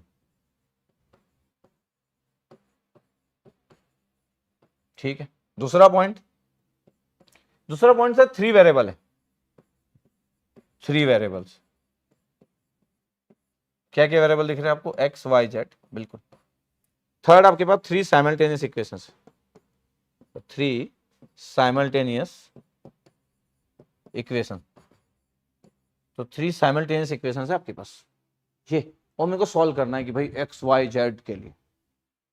यस, ध्यान से सुनते जाइएगा, बिल्कुल क्लियर है कि सर लीनियर इक्वेशन है, 3 वेरिएबल्स है और साइमल्टेनियस इक्वेशन। और हम बच्चे जो बड़ा होता है तो 11-12 में जब जाता है तो 3 वेरिएबल के साथ सामना होता है उसका, 3 वेरिएबल्स आ गए। ठीक है, 3 वेरिएबल्स आ गए। अब इसको सॉल्व करना, ऐसा नहीं कि सॉल्व नहीं कर सकते, सॉल्व तो कर ही डाल सकते। एग्जाम्पल नोट कर लीजिए, सॉल्व कर ही डालेंगे अपन। ये आपके पास 3 इक्वेशन है। मैं ध्यान से अगर इसको देखूं कि सर मेरे को इसको सॉल्व करने का मन कर रहा है, हाँ, तो सर सॉल्व तो कर ही डालते हैं अपन। कैसे सर, 1 - 3 कर लेते हैं ना सर, एक्स वाई इसमें भी जेड है, ये माइनस जेड हो जाएगा। अगर मैं लिखूं कि सर ये क्या है, x plus y minus z equal to 0 है। 1 फर्स्ट और थर्ड को अगर मैं हैंडल कर लूं तो सर मैं 1 - 3 कर देता हूं ना सर, हाँ, तो सर 1 - 3 किया, इक्वेशन 1 माइनस इक्वेशन 3 कर दिया, तो क्या हुआ सर, एक्स और वाई कैंसिल आउट, 2z हो गया सर। तो 2z इक्वल टू कितना आ गया सर, 24। तो z की वैल्यू 12 आ रहा है। ठीक है सर, z की वैल्यू 12 आ गई, सही है, z की वैल्यू 12 है। ओके, अब z की वैल्यू अगर 12 है तो सर 12 पुट कर देते ऊपर वाले में। अच्छा हाँ, x प्लस वाई, z की वैल्यू 12 पुट कर देते, ये 24 था, तो सर ये इक्वेशन चेंज हो गया x plus y equal to 12 में। सर बिल्कुल सही है। दूसरे में भी सर पुट कर देते sir z equal to 12, 5x plus 3y, और z की वैल्यू 12 है, और ये कितना है 56। ये इक्वेशन भी चेंज हो गया किस में, 5x प्लस 3y, और मैं अगर बोल दूं कि क्या हुआ, 56 में से 12 गया तो 44, हाँ 1 1 1 44, ये 44 आ गया sir, x plus y 12। Sir 3 का मल्टीप्लाई कर देता हूं मैं ऊपर वाले में, 3 का मल्टीप्लाई कर देता हूं तो ये आ गया आपके पास, यही पे लिखूं मैं, इतना सिंपल कैलकुलेशन यही पे लिख देता हूं सर, 3x प्लस 3y, हाँ 36 सर, ठीक है सही है। और ये कितना है, 5x plus 3y equal to 44 है।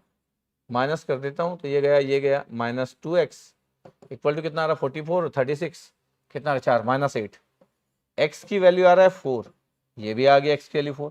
अगर x 4 है और z 12 है तो सर y तो बता ही दूंगा मैं, हाँ x 4 है तो पुट कर दो यार, x की वैल्यू 4, यस सर, y की वैल्यू निकालना है, और z की वैल्यू कितना है, z की वैल्यू 12 है सर।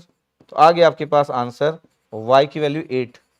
सर तीनों ही x y z की वैल्यू आ गई। इसका मतलब है ध्यान से अगर देखा जाए, दूसरा स्क्रीन लिया नहीं मैं क्योंकि साइमल्टेनियस इक्वेशन है और हम हमेशा से सॉल्व करते हुए आ रहे हैं बचपन से, मतलब 11 12 से। तो सर x कितना आया, x आया यार पता है आपको 4, आप भी सॉल्व कर सकते थे, ऐसा नहीं कि मैं सॉल्व किया, आप भी सॉल्व कर लेते। y 8 आया, और सर z की वैल्यू कितना आ रहा है 12 आ रहा है। अच्छा हाँ, x 4 y 8 z 12 सर, यही आप निकाले होंगे, यही आप निकाले होंगे पक्का, आप भी निकाल लेते, आप भी निकाल लेते, मैं श्योर, हाँ सर निकाल ही लेते सर, जब आप 11 12 बोल ही रहे हो तो निकाल लेते, क्योंकि इक्वेशन बड़ी अच्छी रखी हुई थी, मजेदार इक्वेशन थी जिससे कैलकुलेशन फास्ट हो जाए, टाइम अपना वेस्ट ना हो। ठीक है, निकल गया एक्स वाई जेड की वैल्यू। तो सर 3 वेरिएबल है आपके पास, और पता है 3 वेरिएबल है, यूनिक सॉल्यूशन है, क्योंकि एक्स वाई जेड ये सेटिस्फाइड करेगा, यूनिक सॉल्यूशन। पता प्रॉब्लम क्या होती है कि जब 3 वेरिएबल होते हैं, पता आपके पास जब 3 वेरिएबल होते हैं, क्योंकि एक्स वाई जेड आ गया, जब मैं सेकंड, अब आपके पास सोच रहे हो, अब आप सोचो ना कि अगर मैं किसी को बोलूं यार एक्स वाई प्लेन है, ये एक्स वाई प्लेन, ये पता आपके पास सिर्फ 2 वेरिएबल है आपके पास। जब मैं बोलता हूं आपके पास पता है क्या, ये अगर आपके पास x है, ये y है, ये z है, ये आपके पास अगर ऐसा है x y z, ये ये ये 3 डायमेंशन है आपके पास, अभी प्लेन के अंदर आ जाता है, ये तो टू डायमेंशन क्वांटिटी है, 3 डायमेंशन क्वांटिटी तो प्लेन के अंदर आ जाता है। तो अब जब ना लीनियर इक्वेशन 3 वेरिएबल बोलते हैं तो ये स्टैंडर्ड फॉर्म होता है, ये स्टैंडर्ड फॉर्म होता है, नोट कर सकते हो आप, कोई इशू नहीं, ये स्टैंडर्ड फॉर्म है 3 वेरिएबल, ये पूरी दुनिया की हर बुक्स में डिफाइंड है कि भाई 3 वेरिएबल को अपन ऐसा लिख ले रहे हैं, 3 वेरिएबल है। अब 3 वेरिएबल है तो एक्स वाई जेड हो गया ना, प्लेन बन गया। पहले 2 डायमेंशन था, एक्स वाई प्लेन ही था, अब आपके पास 3 डायमेंशन प्लेन हो गया, नहीं 3 डायमेंशन प्लेन हो गया, अब ये आपके पास है। और अब हम सॉल्व भी किया x y z, unique solution आया भी था, यूनिक सॉल्यूशन आया भी था। सर इसमें भी तो ऐसे होता होगा ना सर, कि यूनिक आएगा या तो इनफाइनाइट आएगा या तो नो सॉल्यूशन आएगा, हाँ सही बोल रहे हो आप, सही बोल रहे हो, इसमें भी वैसे ही होगा, यूनिक आएगा या तो इनफाइनाइट आएगा तो नो सॉल्यूशन आएगा, 3 ही पॉसिबिलिटी। एक एग्जांपल ये जिसका यूनिक सॉल्यूशन आया, उसका मैं बोल रहा हूं देखो ये आपके पास इक्वेशन से और एक्स वाई जेड है ना 3 वेरिएबल्स, ये 3 वेरिएबल्स। पता आपके पास जब मैं नेचर ऑफ सॉल्यूशन की बात करता हूं ना, इसको बना तो पाएंगे नहीं, इसको बना तो पाएंगे नहीं, तो नेचर ऑफ सॉल्यूशन की बात करता हूं तो अगेन इनकंसिस्टेंट जब होता है तो नो सॉल्यूशंस आएगा भाई, और जब नो सॉल्यूशंस आता है आपके पास तो ये देखो कोई इंटरसेक्शन आपके पास होता नहीं, कोई कॉमन पॉइंट नहीं होता इंटरसेक्शन का। ये देखो आपके पास ऐसा होता है आपके पास, ये देखो या आपके पास ऐसा दो पैरेलल है और एक कट कर रहा है आपके पास, तो कॉमन इंटरसेक्शन नहीं होता है, क्योंकि जब 3 पॉइंट है तो एक जगह पे तीनों कट करना चाहिए। 2 कट कर रहे, एक कट नहीं कर रहा, सेम जगह पे तो नहीं होता। नो सॉल्यूशन है आपके पास, क्योंकि एक्स वाई जेड है आपके पास। ये नो सॉल्यूशन की फिगर। सर तो टफ दिख रहे, अरे भाई तो 3D है ना भाई, आपको थोड़ी बनाना है, नहीं बनाना है, डोंट वरी फॉर दैट, नहीं बनाना है आपको। नो सॉल्यूशन सर, ये देखो ये सबसे अच्छा तो ये दिख रहा है, 3 आपके पास बना दिया, 3 प्लेट बना दी, 1 2 3, 1 2 3, 3 प्लेट्स, नो सॉल्यूशन। यहां तो सर कट कर रहा है, अरे 2 कट कर रहे हैं ना भाई, तीनों पॉइंट आना चाहिए इंटरसेक्शन का मतलब। अब अगर इंटरसेक्टिंग पॉइंट्स होंगे और वो 3 वेरिएबल्स होंगे तो एक्स वाई जेड आना चाहिए भाई। Okay okay okay. अब देखना, अगर मैं बोलूं कि कंसिस्टेंट है तो कंसिस्टेंट में 2 पॉसिबिलिटी होती है, या तो एक्जेक्टली 1 सॉल्यूशंस होगा या तो इनफाइनाइट मेनी सॉल्यूशंस होंगे। अगर एक्जेक्टली 1 सॉल्यूशन होगा तो ऐसा होगा आपके पास कि एक पॉइंट पे तीनों कनेक्ट करेंगे, इंटरसेक्ट। जैसे भी एग्जांपल लिया था एक्स वाई जेड था, ये इस जगह पे तीनों आ रहे हैं, एक ये आपके पास एक सीट समान रखी हुई है, एक ये सीट रखी हुई है, एक दूसरी सीट रखी हुई है और एक सीट रखी हुई है, तीनों का ऐसा आपके पास फ्रेम किया, तो इस पॉइंट पे तीनों एक जगह पे कट कर रहे हैं, ये भी और ये भी। ये आपके पास है एक्जेक्टली 1 सॉल्यूशन को बोलते हैं आपके पास कंसिस्टेंट, और ये यूनिक सॉल्यूशन होगा जब प्लेन इंटरसेक्ट कर रहे सिंगल पॉइंट पे, जब प्लेन इंटरसेक्ट करते हैं। इसलिए हम कभी भी ग्राफिकल नहीं जाते, किसमें 3D में, कहां कोई पेपर में बात करेगा, कोई दिखाएगा, ऐसे देख सकते हैं बस। लेकिन अगर मैं इनफाइनाइट सॉल्यूशन की बात करूं तो आपके बहुत जगह पॉइंट्स पे आपके पास कट करते जाएंगे, प्लेन्स इंटरसेक्ट इन लाइन और द सेम प्लेन, ये इनफाइनाइट मेनी सॉल्यूशंस। इसका मतलब है सर ये तो टफ होते जा रहा है, हाँ मतलब यार 3 वेरिएबल में हो गए तो प्लेन आ गया ना भाई, ये देखो प्लेन आ गया, ओके ये प्लेन आ गया, यहां पे आपके पास था नो सॉल्यूशन, प्लेन था आपके पास। ये होता है graphical representation of nature of solution, जिसको कॉपी में कहां बनाएंगे मजेदार नहीं हो, इग्नोर कर सकते कॉपी में बनाते समय। कॉपी में बनाते समय हम क्या लिखे, सिर्फ मैथ्स लिखे, इसलिए तो मैथ्स पढ़ाया जाता है कि कुछ जगह जहां पे ज्यादा देख ना सको, मैथ्स मैथ्स मैथ्स अप्लाई कर लो, ठीक है ओके। ये मैं बोल रहा हूं कि हो क्या रहा है, कंक्लूजन क्या है बोला, 3 वेरिएबल में कंक्लूजन क्या है, जब नंबर ऑफ वेरिएबल्स और नंबर ऑफ इक्वेशन इंक्रीज होते हैं तो सॉल्यूशन डिफिकल्ट होता है कैलकुलेट करना, टीडीएस और डिफिकल्ट होना चालू होता है भाई साहब। और अगर सिस्टम ऑफ लीनियर इक्वेशन को अगर हम मैट्रिक्स में मैप्ड कर दे भाई, और अगर मैं रैंक फाइंड आउट कर लूं तो मैं उसका nature of solution find out कर सकता हूं। इसलिए आप लास्ट में पढ़ते हो रैंक की हेल्प से नेचर ऑफ सॉल्यूशन निकालते हो, इसलिए आप लास्ट में पढ़ते थे, हम भी पढ़ेंगे लास्ट में। लेकिन मैं स्टार्ट कहां से किया, 2 वेरिएबल्स, आप स्टार्ट ही 3 वेरिएबल से करते हो, इसलिए आप लास्ट में पढ़ते हो। तो कभी कभी आप ज्यादा अच्छा पढ़ते हो लेकिन इतनी स्मॉल बारीकियों पे ज्यादा ध्यान नहीं देते हो। 3 वेरिएबल पढ़ रहे, मैट्रिक्स बना रहे, ज्यादा सोच वोच नहीं रहे, इसलिए आपको मैट्रिक्स की जरूरत पड़ेगी। जैसे जैसे नंबर ऑफ इक्वेशन बढ़ते जाएगी, जैसे जैसे नंबर ऑफ इक्वेशन बढ़ते जाएगी, कैलकुलेशन कॉम्प्लिकेटेड होते जाएगा, फिर वो कोफिशिएंट के फॉर्म में बताना टफ होगा। यहां देखो कितने आराम से कोफिशिएंट के फॉर्म में बताए थे, आपको क्या लग रहा है कि आप हर जगह बता पाओगे ऐसा? यहां देखो कितने आराम से आप कोफिशिएंट के फॉर्म में बता पा रहे थे, देखना ध्यान से कैसे। ये देखो जब क्वेश्चन सॉल्व करने की पहले की बारी है, कौन सी बारी है, ये देखो आपके पास कोफिशिएंट लिखे हुए। सर क्या सर ऐसा सर कोफिशिएंट नहीं हो सकते? सर बहुत कॉम्प्लिकेटेड हो जाएगा भाई साहब, 3 वेरिएबल में ऐसा अगर फिगर बनाओगे और कोफिशिएंट के बारे में लगाओगे, इट्स वेरी टफ। फिर मंत्र भी मंत्र समान हो जाएगा पूरा, कि पता नहीं मंत्र किधर से किधर हो जाए, तो बहुत कॉम्प्लिकेटेड होता है। इस कॉम्प्लेक्सिटी को कम करने के लिए मैट्रिक्स इंट्रोड्यूस हुआ। लीनियर इक्वेशन के सॉल्यूशन के बिहेवियर को प्यार से हैंडल करने के लिए मैट्रिक्स का यूज चालू। ये क्लियर रहना चाहिए, ऐसे थोड़ी मैट्रिक्स आ गया। ये तो ऐसा सा टेबल इसमें नहीं होगा क्या? नहीं, टेबल हो सकता है ऐसा, बट उसको देख के डर लग जाएंगे, उसके कोएफिशिएंट को याद करके डर जाओगे आप। पता है आपके पास तो क्या होता है, लीनियर अलजेब्रा के एप्लीकेशंस क्या होते हैं, बहुत सारे प्रॉब्लम्स को आप, लार्ज नंबर ऑफ प्रॉब्लम्स को मैट्रिक्स में कन्वर्ट कर सकते हो, सॉल्व कर सकते हो, कोडिंग में आप यूज कर सकते हो, क्रिप्टोग्राफी में यूज कर सकते हो, economics, geometry, genetics, linear programming, games, ये सब लीनियर अलजेब्रा में, लीनियर अलजेब्रा के एप्लीकेशन। और भी एप्लीकेशन है, कुछ ही लिखा, और भी एप्लीकेशन।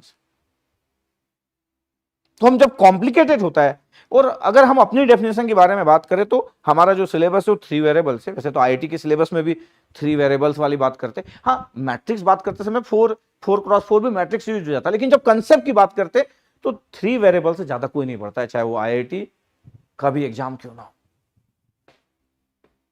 चाहे आईआईटी का भी क्यों एग्जाम ना हो।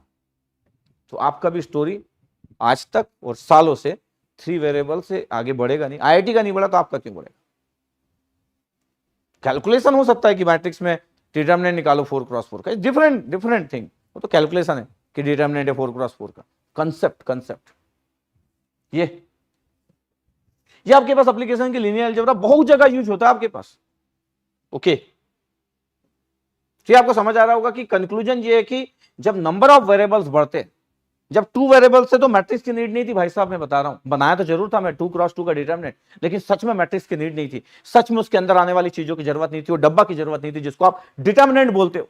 लेकिन जब वेरिएबल्स बढ़ना चालू होते हैं तो भाई साहब मजबूरी है, मैट्रिक्स इंट्रोड्यूस हो जाता है, फिर हाथ से इक्वेशन को हैंडल करना टफ हो जाएगा।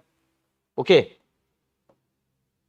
पता है क्रिप्टो, आप इसको नोट नहीं करना, क्रिप्टोग्राफी को, क्रिप्टोग्राफी वगैरह में क्या करते हैं हम, इंक्रिप्शन करते हैं, डिक्रिप्शन करते हैं, जैसे प्रिपेयर टू नेगोशिएट लिखा हुआ है, अब हम हर लेटर को एक नंबर प्रोवाइड कर दिए, जस्ट 2-4 मिनट लूंगा, इसको नोट नहीं करना क्रिप्टोग्राफी को। यहां तक नोट कर रहे थे आप, हाँ इसको एक आधी पॉइंट नोट कर सकते हैं कि एप्लीकेशंस क्या होता है, आप लिख दिए क्रिप्टोग्राफी, आप लिख दिए ज्योमेट्री, आप लिख दिए जेनेटिक्स, लीनियर प्रोग्रामिंग, गेम्स, जैसे ऐसा कोई पूछता नहीं है बट ऐसे ही, हाँ ये इसको नोट नहीं करना क्रिप्टोग्राफी को। जैसे प्रिपेयर टू नेगोशिएट लिखा हुआ और हर नंबर को हम असाइन किया, देखो ये प्रिपेयर, इसका जो स्पेस है उसको 27 दे दिए, जो स्पेस है 27 दिख रहा होगा आपके पास, ये फिर हम इसको मैट्रिक्स के फॉर्म में ये इन्फॉर्मेशन को किए, ये की भेज दिए, ये की भेज दिए और इसके अंदर में ये सब मैट्रिक्स के फॉर्म में डेटा पूरे ऐसे कर दिए, तो फिर ऐसे कर करके हम फिर मैट्रिक्स का यूज चालू हुआ, इंक्रिप्शन, डिक्रिप्शन, क्रिप्टोग्राफी एवरीवेयर।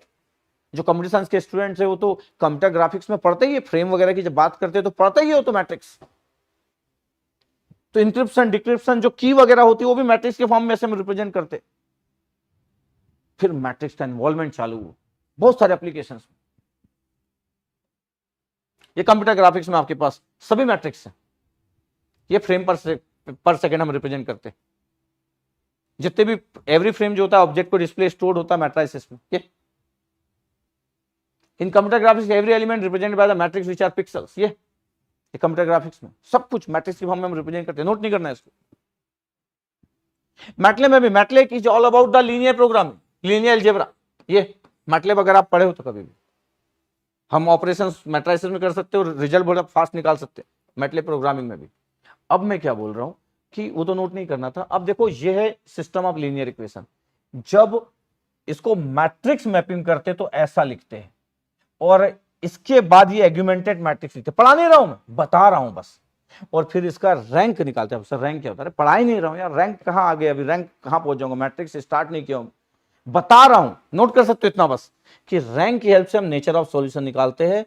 इसका मतलब है कि हम मैट्रिक्स का इंट्रोड्यूस हम इसलिए किए लीनियर अलजेब्रा में कि जो कॉम्प्लिकेटेड इक्वेशन थी उसको मैट्रिक्स फॉर्म में लाए और वहां से वैरायटी ऑफ थॉट क्रिएट किए और फिर सॉल्यूशन के बिहेवियर की बात किए, इसलिए मैट्रिक्स इन्वॉल्व हुआ लीनियर अलजेब्रा में, क्योंकि लीनियर इक्वेशन के सॉल्यूशन की जरूरत थी अपने को।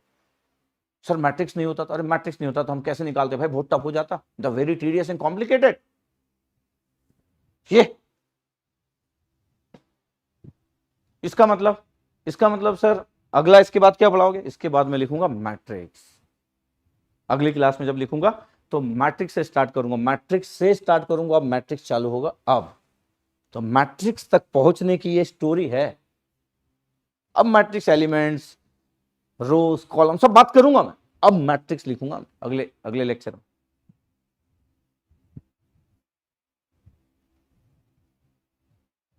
अब बताओ सबको समझ आया, सबको समझ आया, ये सब नोट करनी चाहते हैं, बहुत सारी इंफॉर्मेशन। मैं चाहता हूं कि आप सब्जेक्ट को बड़े अच्छे से पढ़े, आप मेरे से पढ़ रहे हो, आपके सोचने का नजरिया बहुत ही अच्छा होना चाहिए, आप चाहते क्या हो। अब सिर्फ थोड़ी मैं आपको सॉल्व कराऊंगा, मैथ सॉल्व कराऊंगा और बोलूंगा कि मैं क्वेश्चन करा देता हूं, गेट के क्वेश्चन आपसे बनने लग जाएंगे, वो फिर मेरी जरूरत नहीं है आपको। फिर अगर मैं सिर्फ क्वेश्चन सॉल्व कराऊंगा तो मेरी जरूरत नहीं है, वो तो फिर क्या ही बात बची।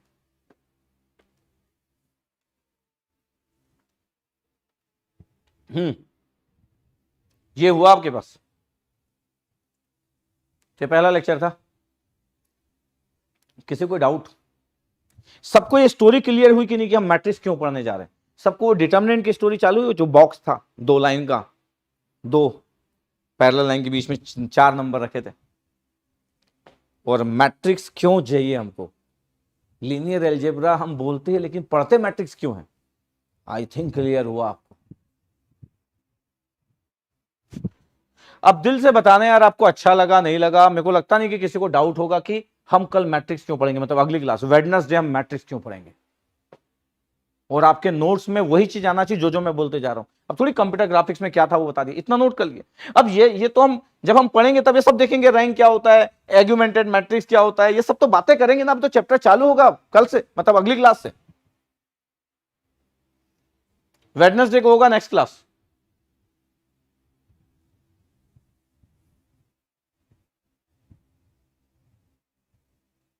बिल्कुल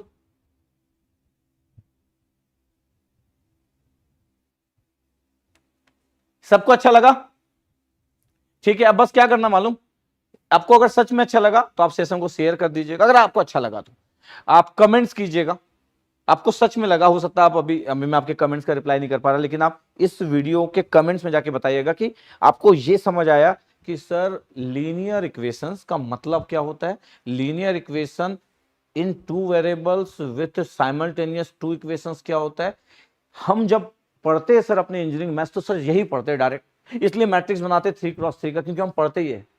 और वो हम नहीं पढ़ते जो हम 10th में पढ़ चुके हैं, जबकि गेट वाला वो भी पूछता है, ये तो खूब पूछता है लेकिन गेट वाला वो भी पूछता है।